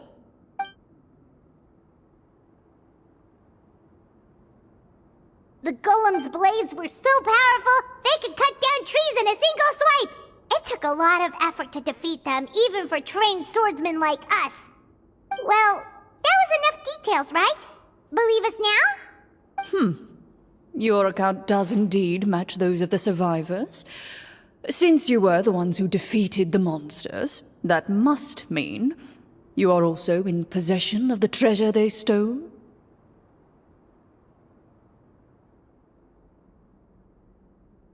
Well, we did take the treasure, but... How did he know about the treasure? Then I must ask that you return it at once. It belongs to the kingdom. Wait, but didn't you just say that our great deed deserved a reward? Shouldn't the treasure be considered a part of that? Yes, that was indeed what I said. But you seem to have forgotten a very important distinction. Only that which is freely given by the king can be considered a reward. Taking the rightful wealth of a kingdom without said permission, on the other hand, is a crime. But that's completely unreasonable! Yeah, that makes no sense! If it weren't for us, the treasure would still be buried underground somewhere! Maybe so, yet the fact remains. You tried to dispose of the treasure without reporting it to the court and without receiving permission, yes? What, no answer? Surely you're not insinuating that you, a group of legendary Marechaussee hunters, sought to take the treasure for yourselves? Well, what about the king? Is he just gonna let this guy talk for him the whole time? Clad in his magnificent robe, the king remains seated, with his hands resting on either side of the throne. His posture is rigid and unmoving. He stares forward with an empty look in his eyes, completely unmoved by the events before him. From the look of things, could the Prime Minister be the evil sorcerer? Or could both the King and the Prime Minister have fallen under the evil sorcerer's control? I would like to observe the number of guards stationed in the hall. The guards in the palace appear fully armed, their expressions solemn. Sensing the tense atmosphere in the room, they stand at the ready, each with a hand placed upon the hilt of their sword, as if prepared to draw their weapons and surround you at a moment's notice. Well, there goes my plan to turn the whole place upside down, I guess. It appears we've been visited by nothing more than a group of ill-intentioned imposters. What a pity. Guards, take them away and throw them in the dungeons. Before I decide your fate, however, I must first determine whether you have any accomplices outside the court. Can't we try to slip away? Or maybe start some kind of riot? But if we try to fight the guards right now... Don't worry. At least we figured out who's behind all this. Let's just play it by ear. If you're scared, Paimon, just hold my hand.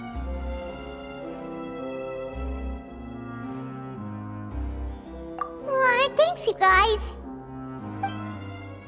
You allow yourself to be led away by guards surrounding you on both sides. It's only when you begin to feel drops of water falling from the dungeon ceiling and smell the stench of death and decay all around you that you finally realize you've stepped into a completely different world. Stay here, and don't try anything funny. The guards lock the cell door and leave without looking back. Wait, sir! Your voice echoes through the dark hall, but the only response you receive is the sound of water dripping from the ceiling. No! What should we do now? Carve out a new path of fate with our own two hands, of course. I draw my weapon. You reach toward your waist, but find nothing there. You now recall that your weapons were confiscated before the guards locked you in the cell. The bag of treasure along with them. What about that knife I hid in my boot? When did you hide it in there? When I was thinking about digging a tunnel. Rejected. You failed to inform the GM of this course of action. Moreover, the guards would have conducted a thorough search before throwing you in prison. And the keys to the cell aren't anywhere to be seen? Correct. You don't even feel a lock hole on the cell door. Oh, well, there goes all our plans. Indeed. Huh? Why are you the one saying indeed? Because that statement holds true for me as well. This is where the script ends. What? But that's a terrible ending! Generally speaking, this should be the point where the scriptwriter gives the players some kind of hint, or gives the GM some kind of code for how to move forward. I mean, maybe they just really wanted us to be immersed in the feeling of being in prison? Like, they'll only show us the way out once we've grown truly and utterly desperate? That is a possibility. If only there were desserts and tea in real prison. Oh, wait, guess that's kind of how the Fortress of Meripede works if you're lucky. Oh, before I forget, Navia, the short sword you had with you earlier. I took a closer look, and the craftsmanship doesn't appear to resemble anything from this era. If I remember correctly, that style was last in vogue several hundred years ago. Wait, Cloran said that sword used to belong to her master, right? Does that mean her master has been alive that long? I doubt it. The way she went about things often made her seem childish more than anything. I'd say the sword was most likely an heirloom passed down over time. Hang on. A precious heirloom passed down to you by your master. And you gave it to me just like that? You weren't worried I might lose it? Master left many things to me when she disappeared. There was the sword, an old key, and a good amount of junk she probably just didn't want to take with her. I gave you the sword back then, because I didn't want our friendship to end. Wait, when did this happen exactly? After the duel. Between Mr. Callis and myself. Before that, Clorand would have meals with us and even stay over at the Spina some days. She was on great terms with Papa as well. After the duel, though, there was a period of time where we simply didn't know how to face each other. She entrusted this sword to me, and never came back. We were both sad, and conflicted, and totally overthinking everything as a result. Whenever I looked at this sword, I couldn't help but wonder if Miss Petronia had never introduced us to each other at that picnic. Maybe part of the sadness I was feeling could have been avoided. Back then, it felt like I hadn't just lost a father, but a close friend as well. No one can change the past. The most important thing is that you two found your way back to each other and can enjoy things like this together. Yep, you're right. I'm sorry, you two. I didn't mean to bring up any sad memories. Think nothing of it. No one here is at fault.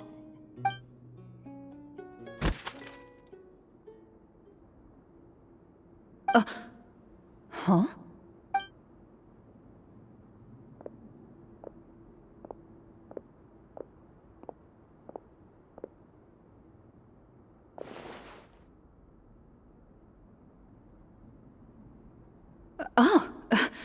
Looks like the next part of our script is here.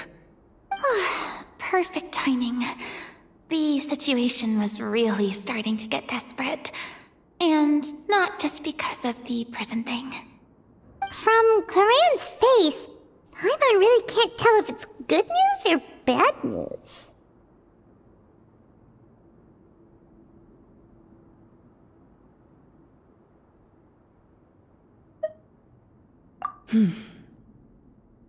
Water continues to drip from the ceiling. In this lightless dungeon, you lack a reliable way to tell how much time has passed. Eventually, you get used to the unpleasant odor of straw, mold, and rust, and find yourselves alternating between fits of drowsiness and despair. Suddenly, you hear footsteps outside the door. Heads up, everyone. Someone's coming. Gather close, everyone, and keep your voice down.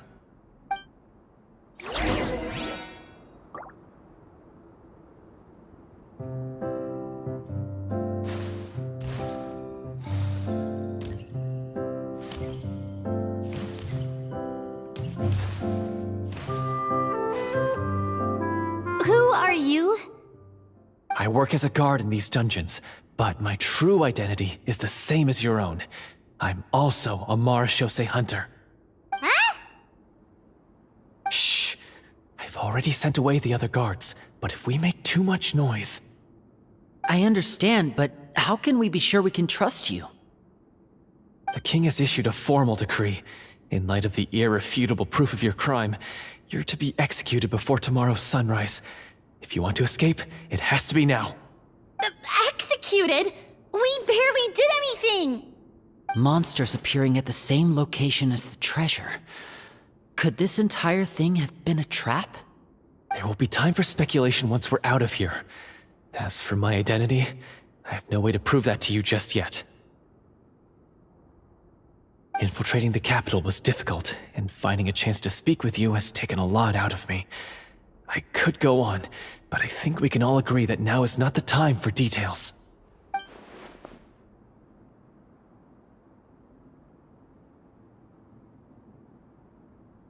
Have you seen our weapons anywhere, sir? Don't worry, I brought them with me. They're just behind the door. Still, these weapons alone won't be enough to defeat the true enemy behind the scenes. His faction is too powerful. The guards are all under his control, and he's even stationed a number of golems in various rooms throughout the palace. To defeat him, you must find a secret vault. It is said that within that vault, the marechaussee hunters of the past left behind a treasure with the power to defeat the sorcerer. You're not coming with us? No, I'll remain in the dungeons to deal with the guards. I'll try my best to distract them so they don't go after you. As long as my identity is not revealed, I'll be able to aid you when the final battle comes. In that case, please stay safe.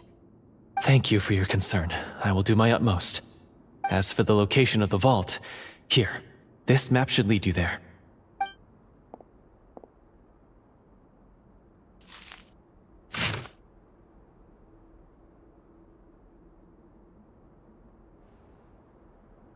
Got it. All right, once I open the door, remember to stick close and refrain from making any noise. I'll lead you out of here as quickly as possible. You now have the chance to restore the honor and legacy of the marechaussee hunters. So please, get out there and reclaim what's ours. And be sure to exercise caution. With the help of the guard, you successfully escape the dungeons. Your sense of despair and anxiety both seem to fade as you continue your quest.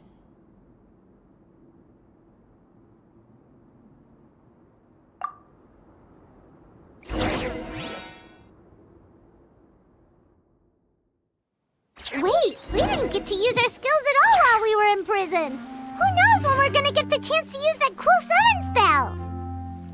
That is a pity, but we can only continue to move forward.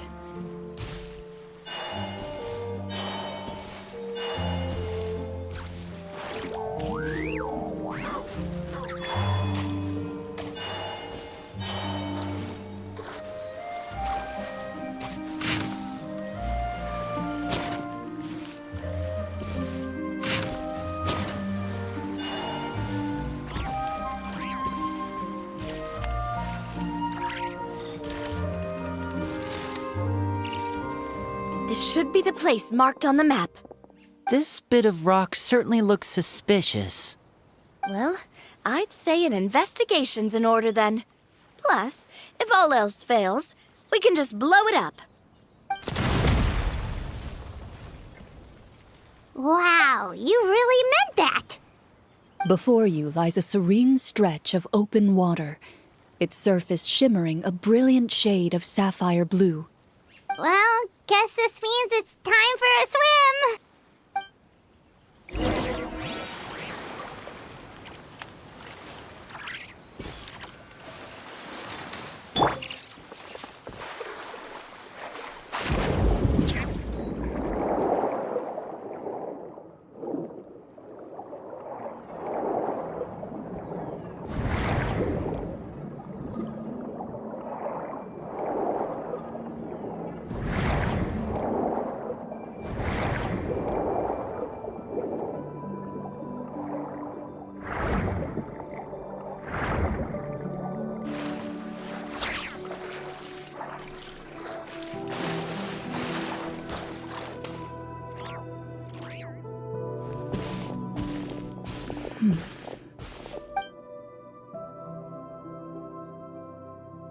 What's the matter? It's nothing. As you step into the cave, you find yourself in an eerily quiet space. Before you lies a narrow passageway that appears to trail off endlessly into the distance.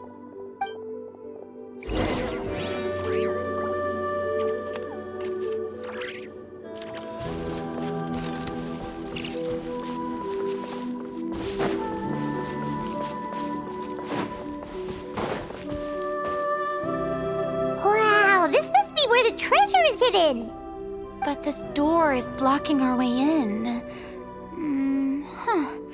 It almost looks like it's been here for quite some time. I've got to hand it to the tabletop troupe. They really went all out with the props.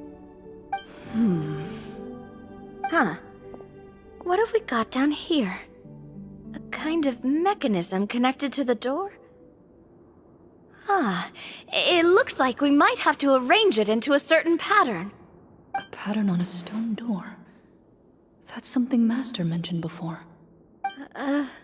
Is something wrong, Clarant? After a long, difficult journey, you finally arrive at the location indicated by your map. It appears to be an ancient site of some sort, where treasure likely awaits. Your surroundings are exceedingly quiet and serene, as if the secret that slumbers here has never once been disturbed. If you listen closely, you can almost convince yourself you can hear the sound of its calm, gentle breathing. That description makes Paimon feel kinda bad for disturbing this place. We're doing this for the sake of the people, to free them from the evil sorcerer. I say it's time for this treasure to once again see the light of day. Linny's right. We need to keep going. The future of the kingdom depends on it. The next part of the story requires us to solve the puzzle, right? Let's start exploring the area. Yes, that should be fine. Something feels off about all this. Guess I'll just have to improvise.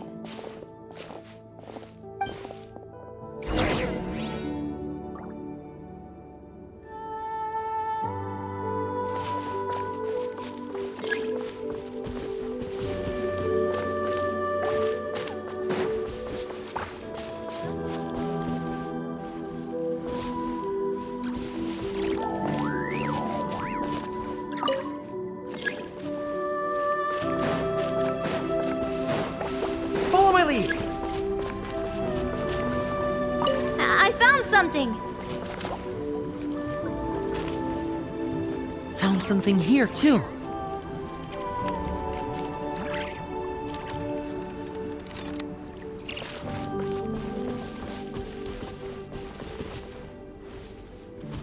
Same here.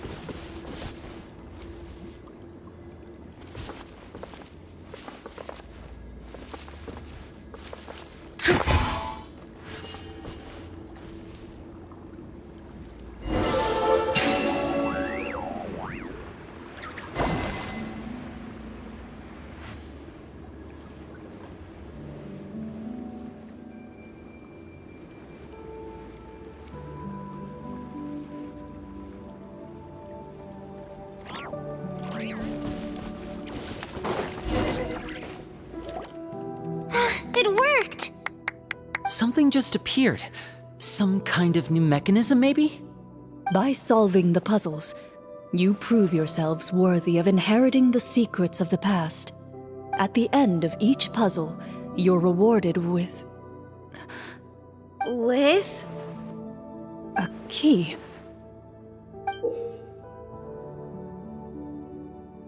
Oh, it must be the key to the big door. Huh?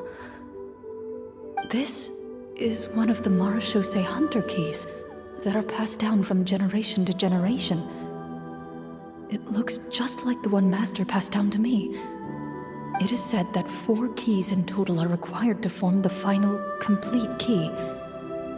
And it seems like we just collected 3 of them. That must mean... Huh? What's wrong? You hear a few strange noises. Suddenly, all the torches in the ruin go out at once. Huh? What's going on? Did we fall into another trap? For the sake of immersion, please close your eyes, everyone. Without the torches, the space is now completely dark, and you cannot see anything.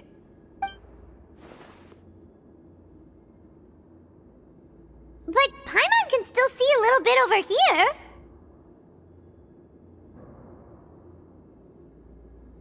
Oh, right. Sorry. Suddenly, you hear the sound of footsteps pierce through the darkness. There's someone else here? Oh, this is so unsettling. I can't see anything. I've been discovered then.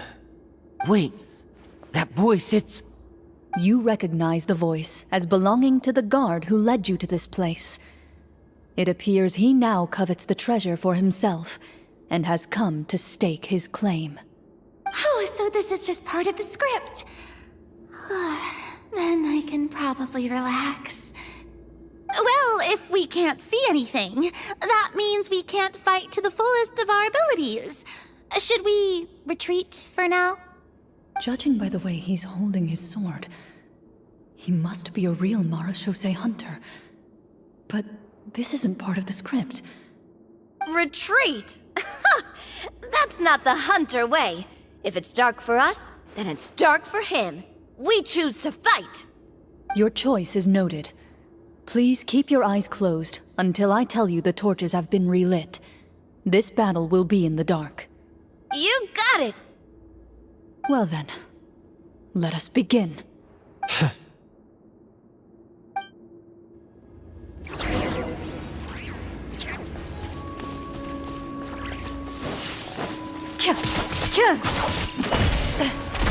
I'd like to try to hit him with my sword. Your strike is successful. Is he still standing? Goodness, he sure has a lot of HP. Is it over? Can we open our eyes now?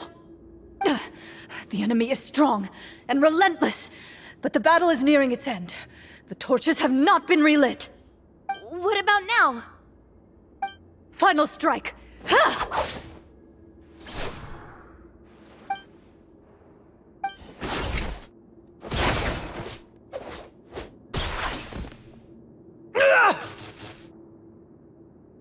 Oh, well, did we get him?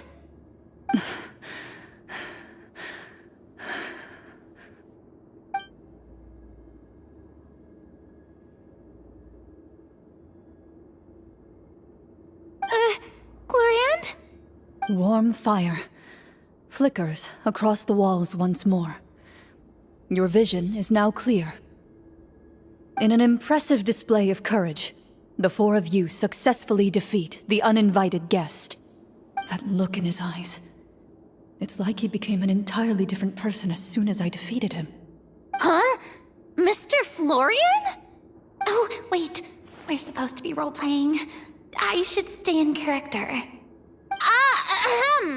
Speak your name, guard. Why did you lead us here just to betray us? Is this treasure really more important to you than bringing peace to the kingdom? What kingdom? What peace? Those were nothing but lies! I, Florian, am a true Marechaussee hunter, descended from hunters of ages past. So he's also using his real name. Or, wait, was that the name of his character from the very beginning? Then I'm even more confused. If you truly are a Marechaussee hunter, shouldn't you want to help us just like you said before?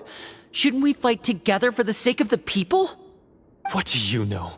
In this day and age, there's no glory to be had as a Marechaussee hunter. What's that supposed to mean? My skills were passed down to me by my father. We lived a life of obscurity in the remote wilderness. Still, he devoted everything he had to being a Marechaussee hunter. And what did he get in return? A life of poverty and pain, in a world that forgot all about him. When he died, not a single person came to mourn his passing. The Marechaussee hunters were the ones who saved this city, were heroes. We deserved more recognition and respect than this.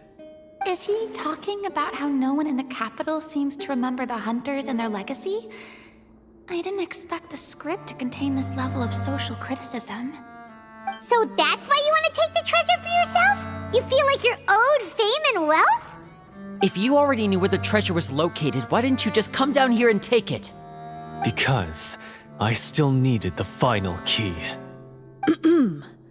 Only a true Marechaussee hunter is capable of passing through this final door. As someone who sought to hurt others for his own gain, Florian lost that right long ago. Okay, but what is this treasure anyway? We've got all the keys, right? So can we just go in and take a look? You're sure you want to go in? We've been talking about it for so long, of course we want to see what's inside!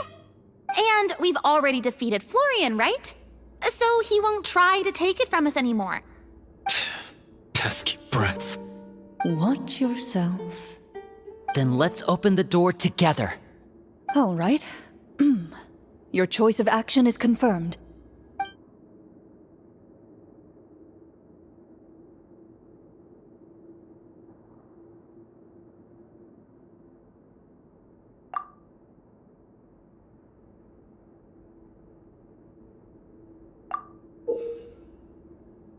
Before you, the door to the treasure, sealed and undisturbed for more than 100 years, finally swings open. You hear the shrill wail of the door hinge as it rotates for the first time after years of disuse, almost like a sleeping giant letting out an extended yawn. You get the impression that the secrets buried behind this door might be just as heavy as the sound you just heard.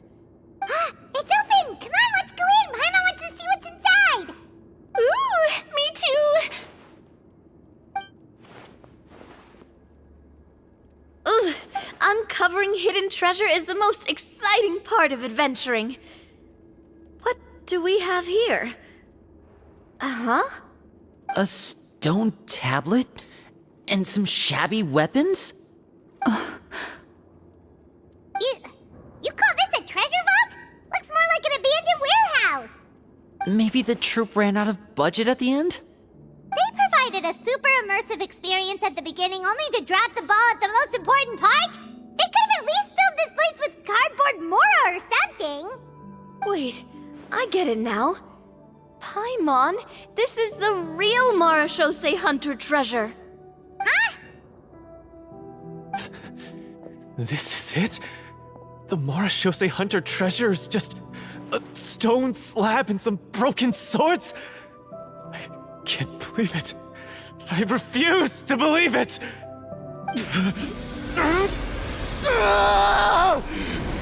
Whoa, are you okay? The Marashose hunter before you appears to suffer a serious mental breakdown. He needs to leave the room for a moment to collect himself. One of you seems to understand the significance of the treasure already. If the rest of you wish to follow suit, you may remain here in the meantime and explore your surroundings.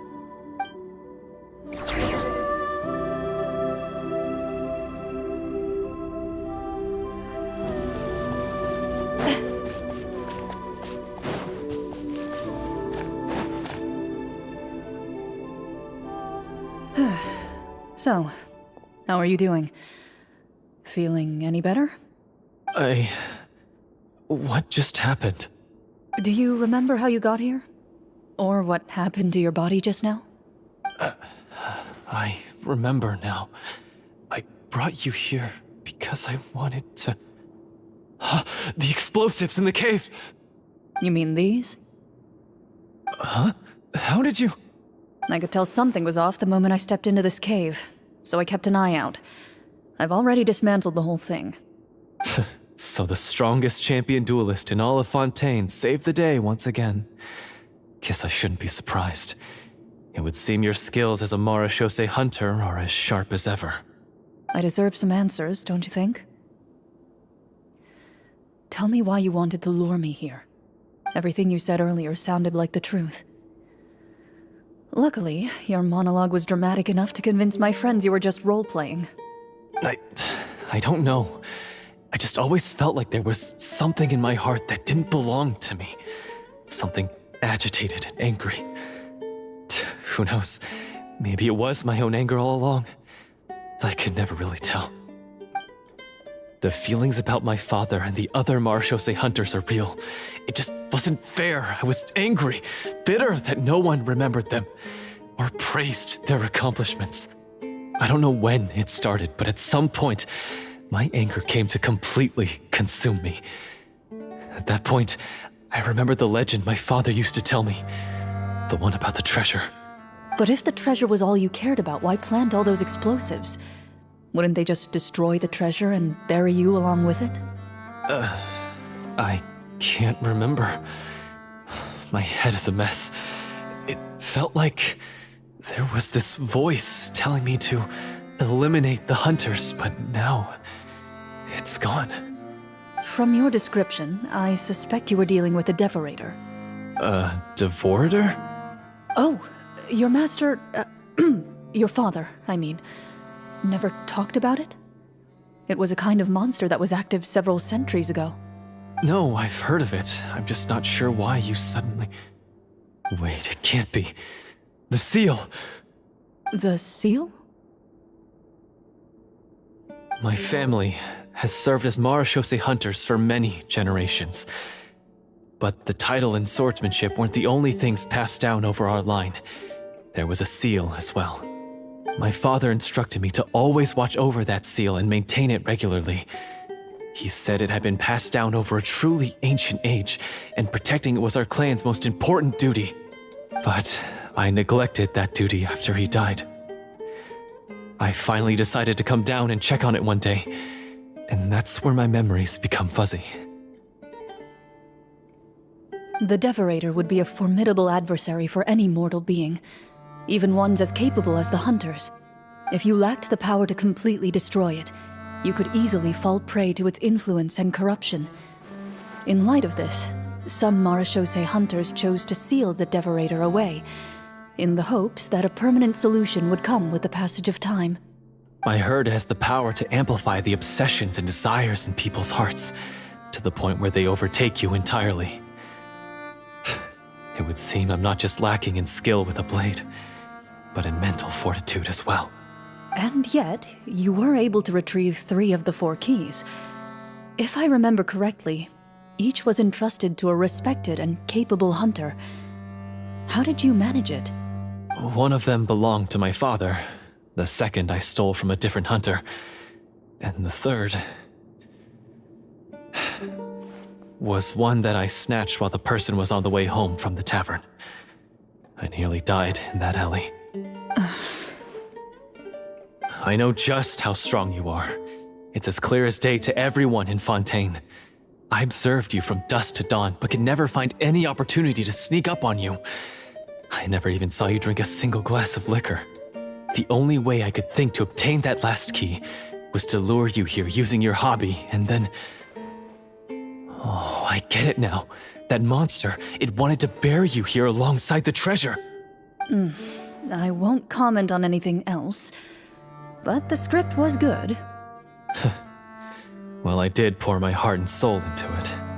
The stories my father used to tell me about the glory of the heroic Marechaussee hunters and how they came to be forgotten. It's more than just a story. Huh? You're proud to be a hunter. You're still holding onto that part of yourself, no matter how small. I have done so many despicable things. I have nothing to be proud of. Then explain the purpose of the evil sorcerer in your story. Isn't he the true antagonist? The one who sought nothing but his own gain, and used the people as pawns to attain it? In your heart of hearts, he was the one you truly wanted to defeat. But I've already tainted my sword. I no longer have any right to... Wake up, Florian. Remember how you introduced yourself earlier. Do you really think the hunters acted out of a desire for honor and glory? Or to be loved and acknowledged by the people? What did your father teach you about our order? You do not wield your sword for yourself, but to protect those you serve. There's nothing special about a blade. It's the intentions of the wielder that matter above all else. Do you still not understand? Even after seeing the treasure for yourself? The contents of that room, they represent the true legacy the hunters left behind. You're right. I am a Marechaussee hunter. It's time for me to redeem, no, to finally serve the people I vowed to protect all along. I wouldn't be so quick to push aside the need for redemption. I know. That's a charge I won't bother to defend myself against. Good. Then, come with me, and help me see the script through to the end. Huh? See the script through to the end? But there's no more script left. Never finished it, huh? No, I mean, I wrote the script with the sole purpose of luring you all here. There was no reason to write beyond this point. Then we'll just have to keep writing it. The evil sorcerer still needs to be defeated. You mean the Devorator? Are you saying I have to make up the rest of the script as we go along? Is that really so hard? You've already written most of it. Surely you can write an ending where the hunters win and justice prevails. I'll be there to help you too. You aren't afraid your party will fall into danger? I know what my friends are capable of, and they're all quite skilled. Besides, I need their help. Then, are you going to tell them the truth about all this? I don't intend to spoil the fun. Sometimes, protecting dreams and fantasies is more important than exposing the truth. Don't you think?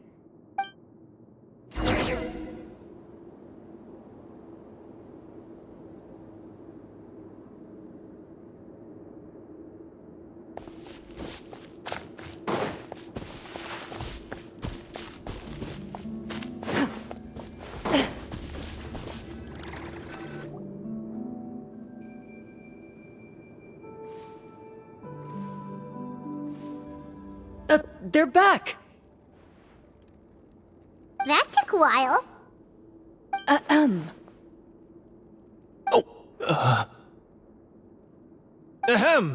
My fellow Marechaussee hunters, please forgive me, for I have sinned. Tone it down. Sorry. After crossing swords with you and witnessing your courage in battle, I've rediscovered my true self and regained my pride as a Marechaussee hunter. Oh, do I smell a redemption arc? I confess, I was brainwashed by the evil sorcerer. He asked me to lure you here so he could bury you in this cave. That little... Wait, you're saying all of that wasn't you, but the evil sorcerer? That's right. He's adept at manipulating the hearts and minds of the people. I fell under his influence because I did not possess a strong enough sense of will. And how are you going to prove that you're a changed man? We're not going to fall for the same trap twice. To be perfectly honest, I only came to my senses after seeing the treasure. It reminded me of my father's past teachings. The treasure was actually... The names of all the Marashose hunters from ages past and their weapons? Wait, you already know? Of course. Don't underestimate a veteran role player's exploration skills. Oh, wait, I mean Marashose hunter Navia's exploration skills. We just finished reading through the content of the stone tablet. That tablet recorded the lives of some fascinating people. For example, this Marashose hunter called Est. She inherited the responsibilities of the Golden Hunter and passed judgment on many people. But in private, she had a very easygoing personality. Her favorite pastime was singing and dancing with her friends, and she was said to have a beautiful voice. So, she was just like you. Oh, you really think so? Well, when you put it that way, I suppose I also have a few things in common with this Walter. Working as an executioner, he supposedly used a countless number of tricks to confound his enemies in battle. Oh, if only I could have seen the feats of magic he pulled off back then. Their lives were all so exciting. You could write so many cool books about their accomplishments. How could they have all been forgotten? Because they chose to be. To hunt monsters that only appear in the shadows, you must also operate in the dark. To be a Marashose hunter is to willingly give up on wealth and fame. Then this stone tablet must have been left behind by their companions. That's right. Few Marashose hunters ever revealed their identity to the public. They always protected the city from the shadows. The only time they spoke of their accomplishments would be at night, when they gathered with their fellow hunters in front of the bonfire to share stories of the monsters slain by their hand. So, this tablet was created not so that the hunters would be remembered by the people, but so that they would be remembered by each other. No wonder this place was so well hidden. You regard the stone tablet in solemn silence. The names of your comrades etched onto its surface serve as a reminder that you are never truly alone. The tablet proves that, although a hunter walks a shrouded path, it is not a solitary one. There will always be those who walk beside you, a fact that remains as true today as in ages long past. Their legacies shall continue to be passed down from generation to generation, as everlasting as the stone onto which their names are carved. Father, you once told me that I should seek out the treasure if I ever became lost. So this is what you wanted me to find.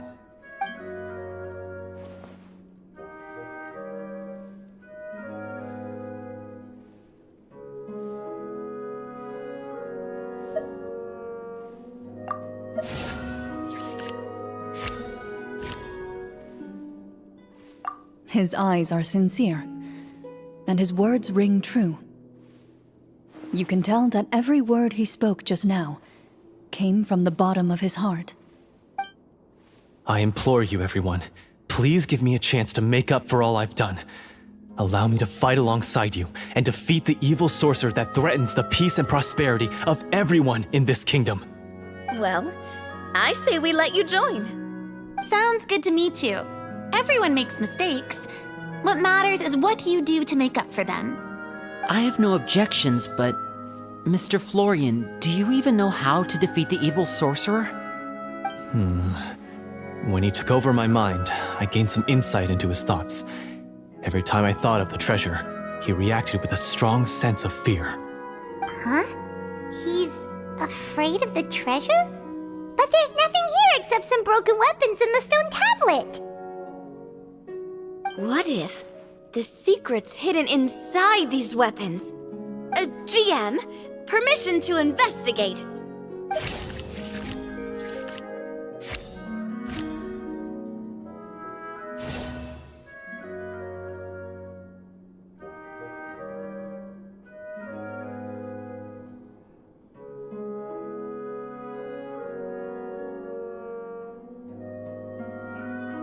At first glance, the weapons appear absolutely ordinary. But as you observe them, you notice a faint energy emanating from within. These blades have slain countless monsters. Though it's been a long time since they were used in battle, their edges remain sharp, as if they're simply waiting for the next worthy hunter to carry on their legacy. So basically, take these with us, right? I'll take this weapon, since it used to belong to Est. Maybe it'll find comfort in being held by someone who appreciates the arts. Ah, good idea. I'll take Mr. Walter's bow then, from one archer magician to another.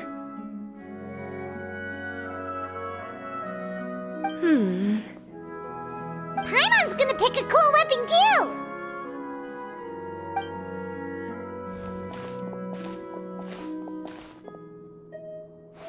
As you grip your weapons, you can almost feel the will of past hunters coursing through your being. It's a feeling of courage, determination, a silent vow passed down from generation to generation that says, eradicate the monsters, no matter the cost.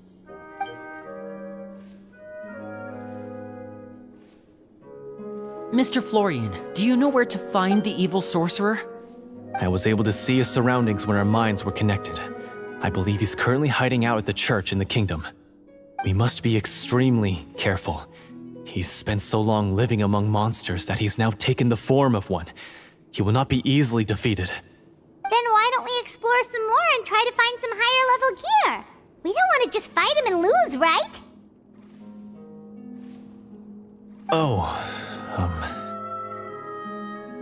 No, we have to strike now. He was greatly weakened when I managed to break out of his control. If we let him rest, he might have time to escape. I agree with Mr. Florian. We've got to act while we have the advantage. Don't forget, the people of the capital are counting on us. Yeah, now that we've got a plan, there's no point in waiting. The longer this drags on, the worse it will be for everybody. Yes, that's what's called...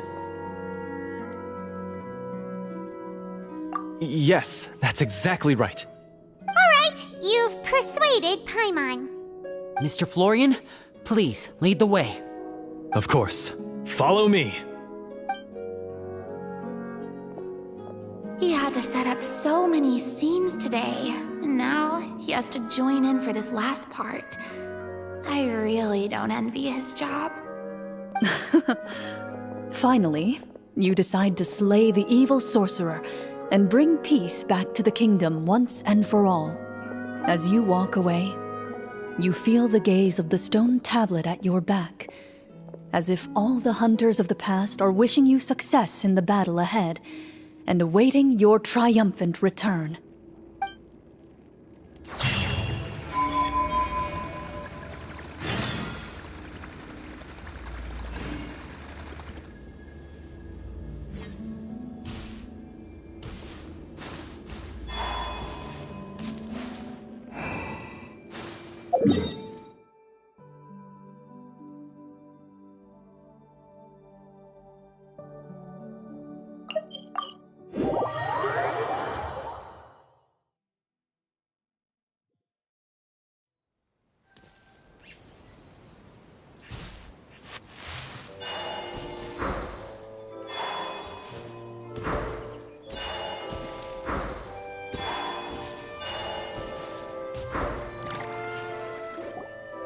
Finally, you arrive at the church Florian described.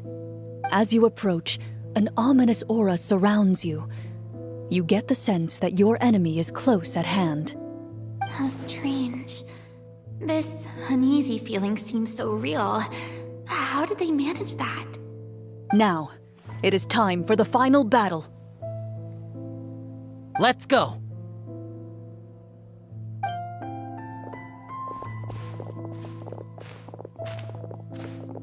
Florian, wait. What's wrong? I think you should wait outside. You've already been corrupted by the Devorator once. It could easily re-enter your mind and take control of your body. I don't think it's a good idea for you to be this close. If it corrupts you again, it's possible you might take on a new form entirely. That's exactly why I have to go. Why I should be at the very front. You mean... Yes. I intend to lure it into my body. That's too risky.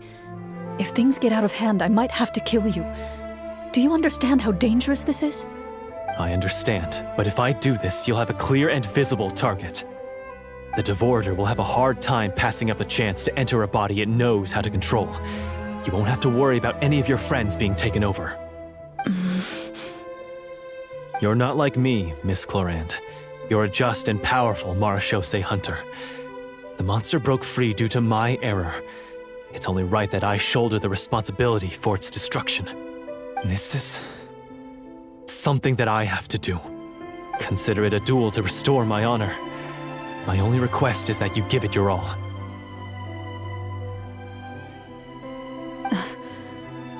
I understand. Then, as a champion duelist, I hereby accept your request for a duel, and extend to you my most sincere regards. Thank you. The battle is now upon us. Let the Devorator once again tremble under the blade of the Marechaussee hunters.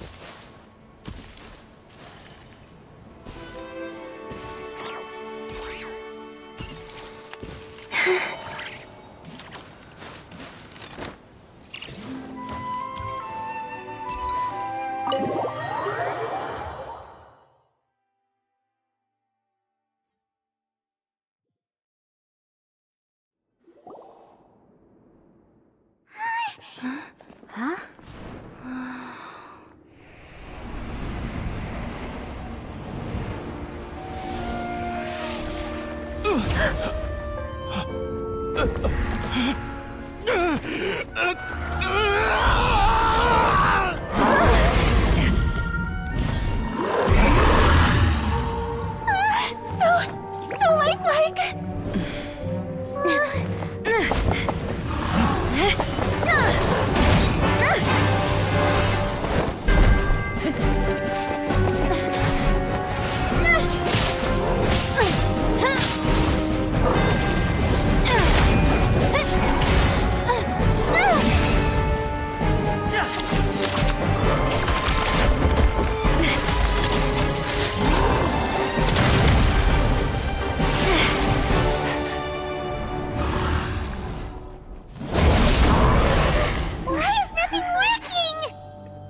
This foe is not invincible. You hold the treasure. The power to defeat it in your own two hands. The treasure? You mean... the names! It's the Marechaussee hunters' names! How are we supposed to... You forget, Paimon? There's still one skill we saved until the very end. Hunters fight not for fame, but to aid the people whenever they are summoned. Walter the Marechaussee Hunter, master of 1,000 tricks, executioner of the Phantom Hunters, I call for aid! Est, the Marechaussee Hunter, inheritor of Cassiodor's will, judge of the Shadow Hunters. Answer my call!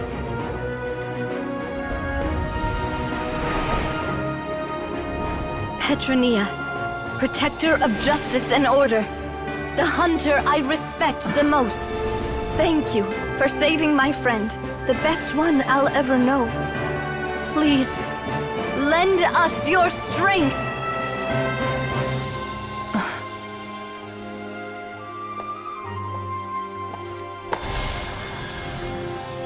We have come to answer your summons.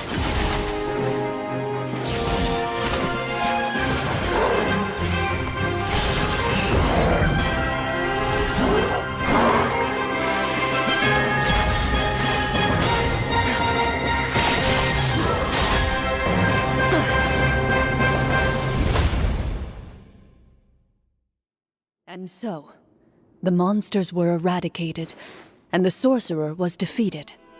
Peace soon returned to the capital. Those in the court, manipulated by the sorcerer, also recognized the errors of their ways. Some remembered the names of the heroes who saved their kingdom, but others simply continued their lives none the wiser. Such is the story of the Marechaussee Hunters. They pursue the phantoms in the darkness and exterminate all who pose a threat. They will always protect the city and those within it, even should all memory of their accomplishments be forgotten by the very people they serve. I am assuming we've finally reached the end of the script. Yes, you've reached one of the better endings. It's a pretty solid story overall. I thought it was just an ordinary adventure at first, but the further we got into it, the more impressed I became with the production and the plot. That final battle especially. All the effects were super realistic. Oh, right. Yeah, totally. That's a really good point. I never expected the weapons we picked up from that vault would have that kind of effect. Yeah, mine nearly scared the daylights out of me when it started glowing. I took a good look at it after we got out, but I don't think it ever lit up again. Oh, we should probably give these props back, right? I'll just leave mine here. Did you have a good time? Of course. Let me know if another script like this comes around. Sure, no problem.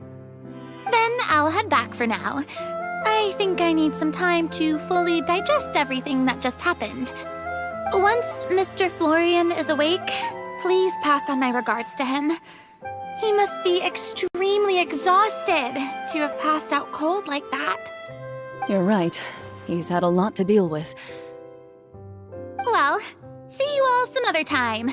Toodaloo!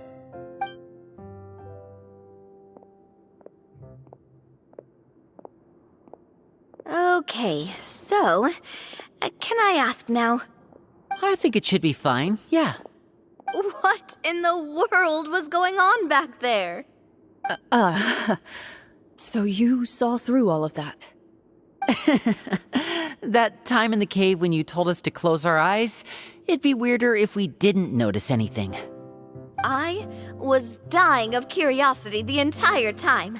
I mean, you did a pretty bang-up job of pretending nothing had gone wrong. Farina actually looked like she thought all of it was planned.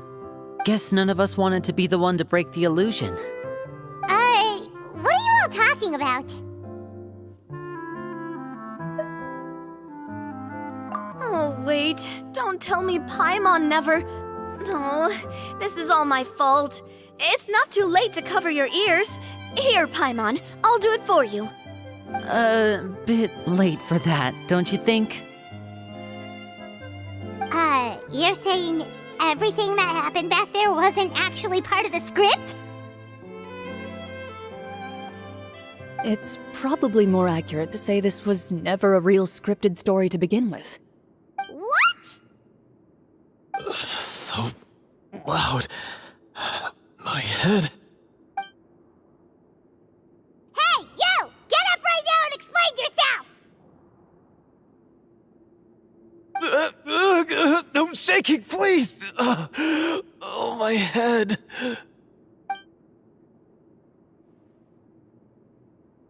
Did Paimon just hear that right? You guys made up that whole last part on the spot?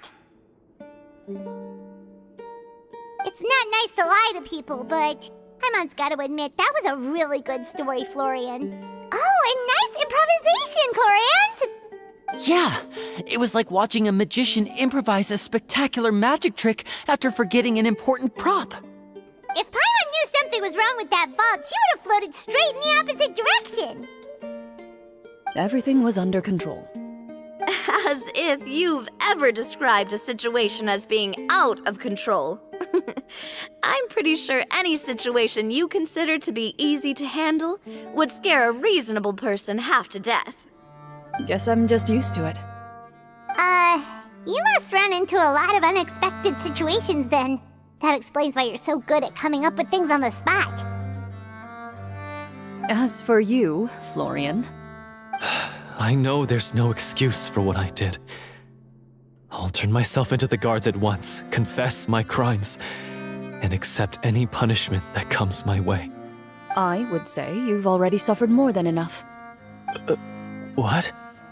You may have been blinded by fame and fortune in the beginning, but your actions during the final battle had proven you to be a true Marechaussee hunter. You'll be far more used to the city above ground than below.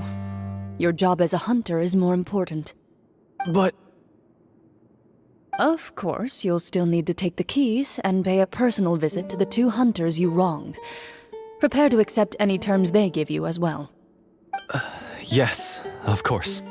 As far as I'm concerned, though, your showing in the duel was enough to prove your honor. Then I'll do exactly as you said. I'll go return those 2 keys right now. Thank you so much, everyone.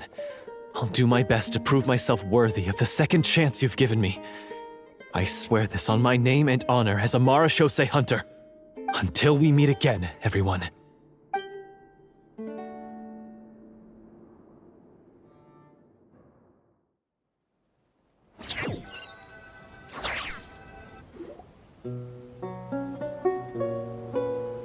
Speaking of Marechaussee hunters, what should we do about the treasure in that cave? Leave it be. Are you sure? We could show it to people, make it so that the hunters are remembered. Don't you want that? No.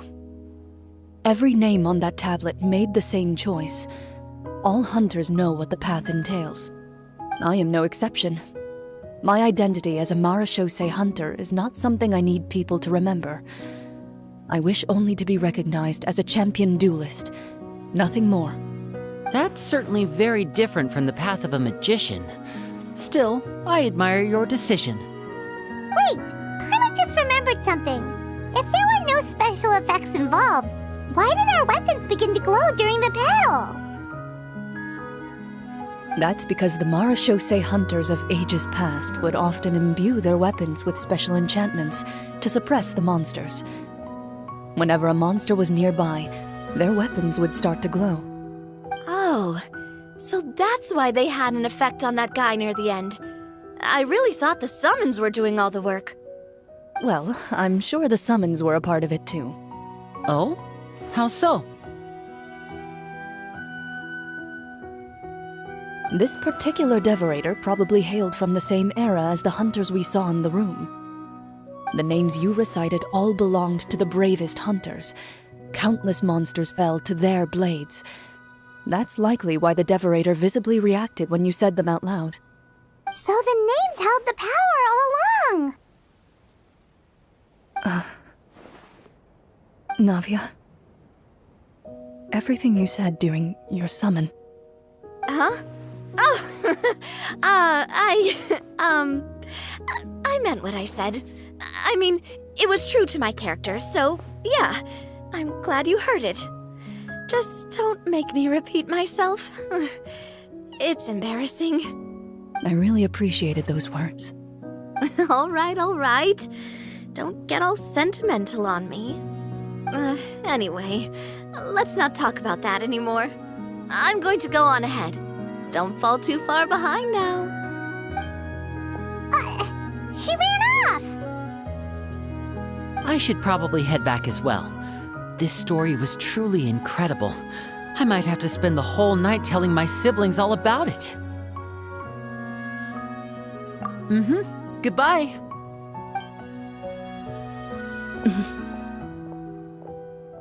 Traveler, should your name and deeds be forgotten, what do you think the significance of your journey will be?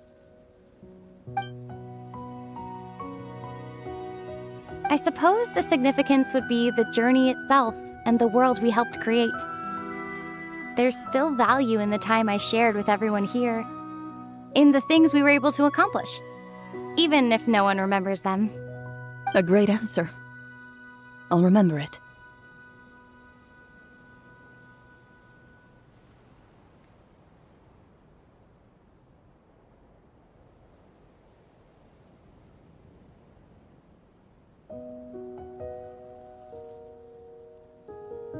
Me? The Marachose hunter says nothing in response to that question. Perhaps her answer lies in her silence. An unspoken vow left to echo through the night. The path she walks needs no explanation.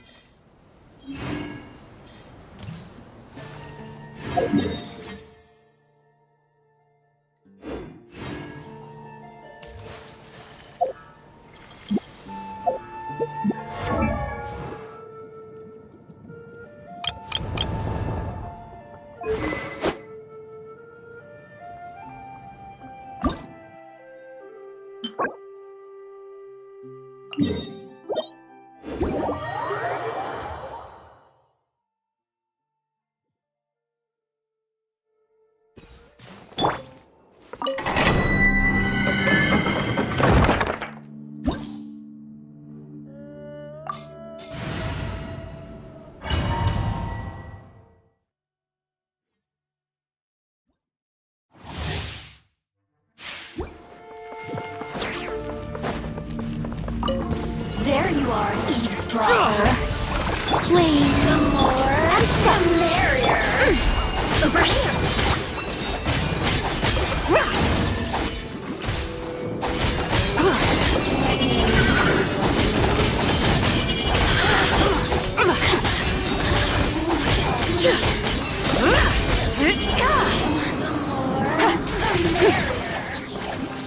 Advance! Flags up! And step! Surge!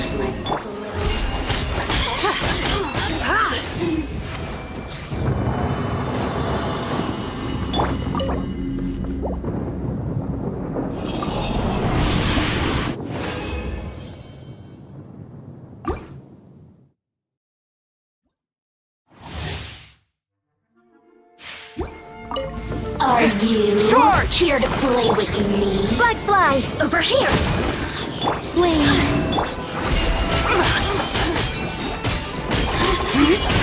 Look at me. Just...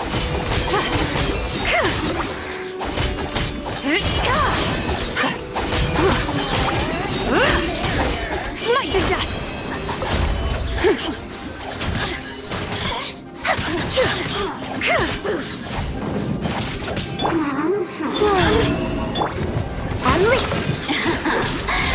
Let me amuse myself a little.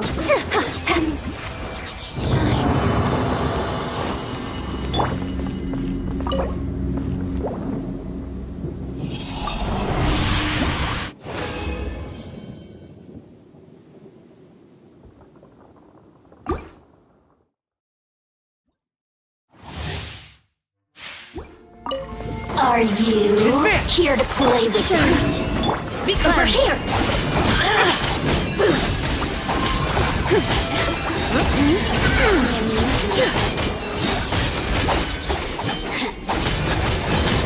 Smite the dust!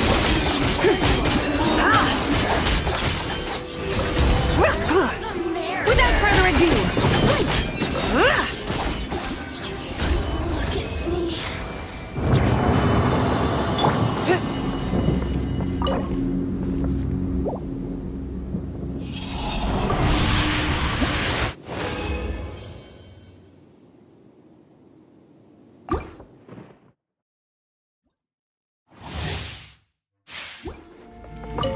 Are you here to play with me? Be cleansed. The merrier.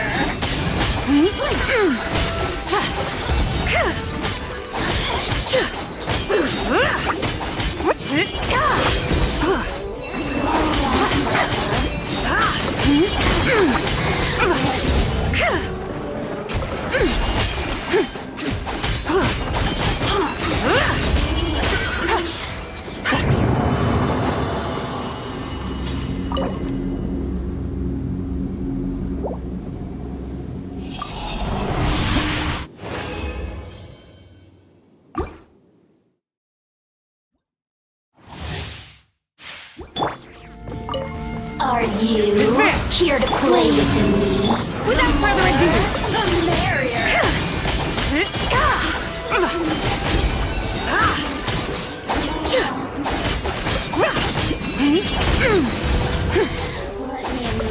like the dust. Look at me.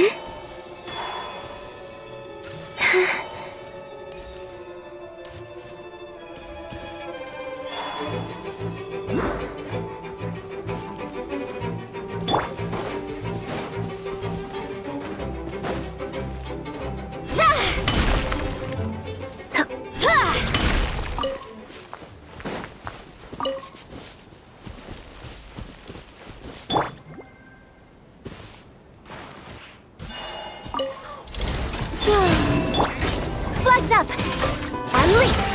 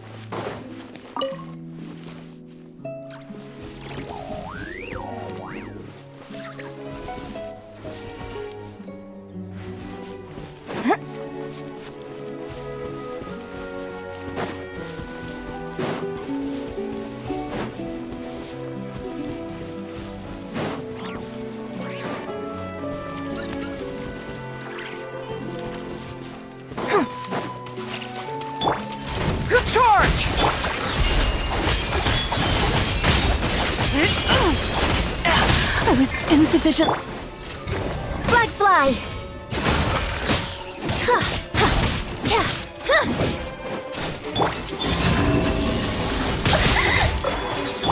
Advance!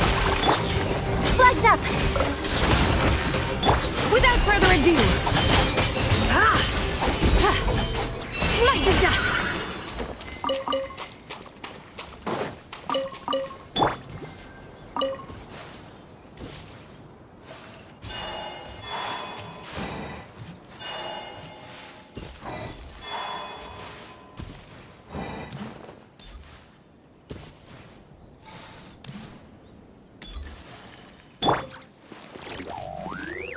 Yeah!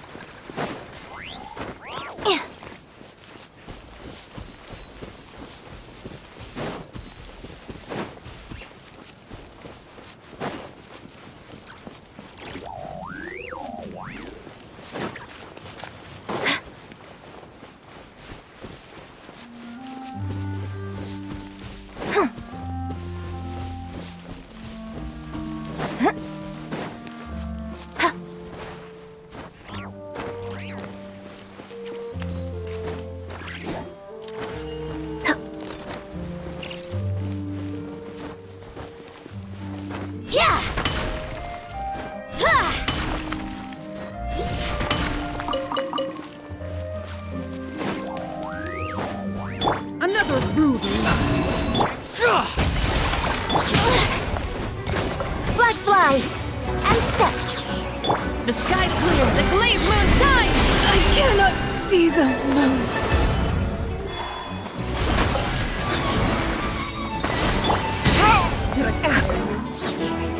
Fall in! How can you consider the view? Flags up! Observe! Did I scare you? Advance! Flame! A gift for you! Flag slide! A great surprise! I can still... Let me try.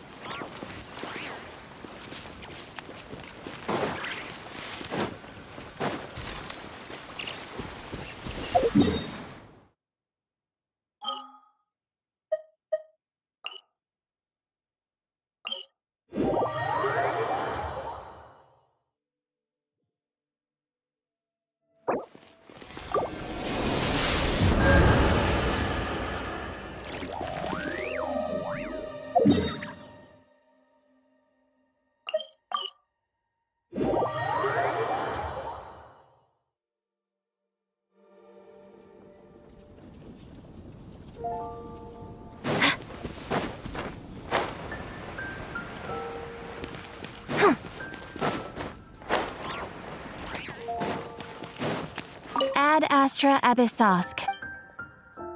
Thank you for completing today's commissions. Here is your reward.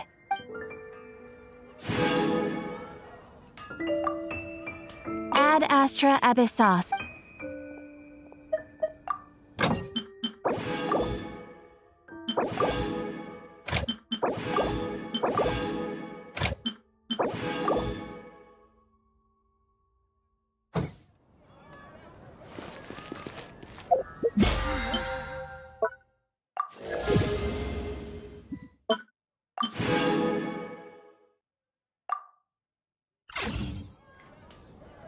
Haven't you heard? There's a strange water.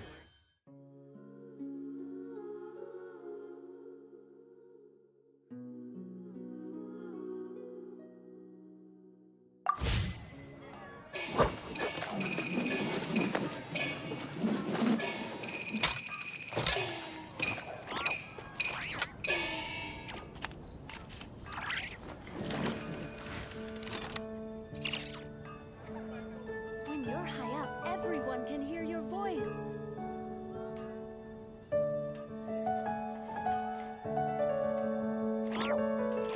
Come take a look. There will definitely be something that catches your eye. Yes, I shall spare myself the hair and makeup routine today and happily idle my time away.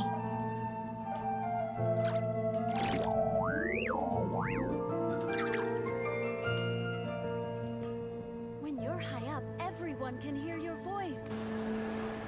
Haven't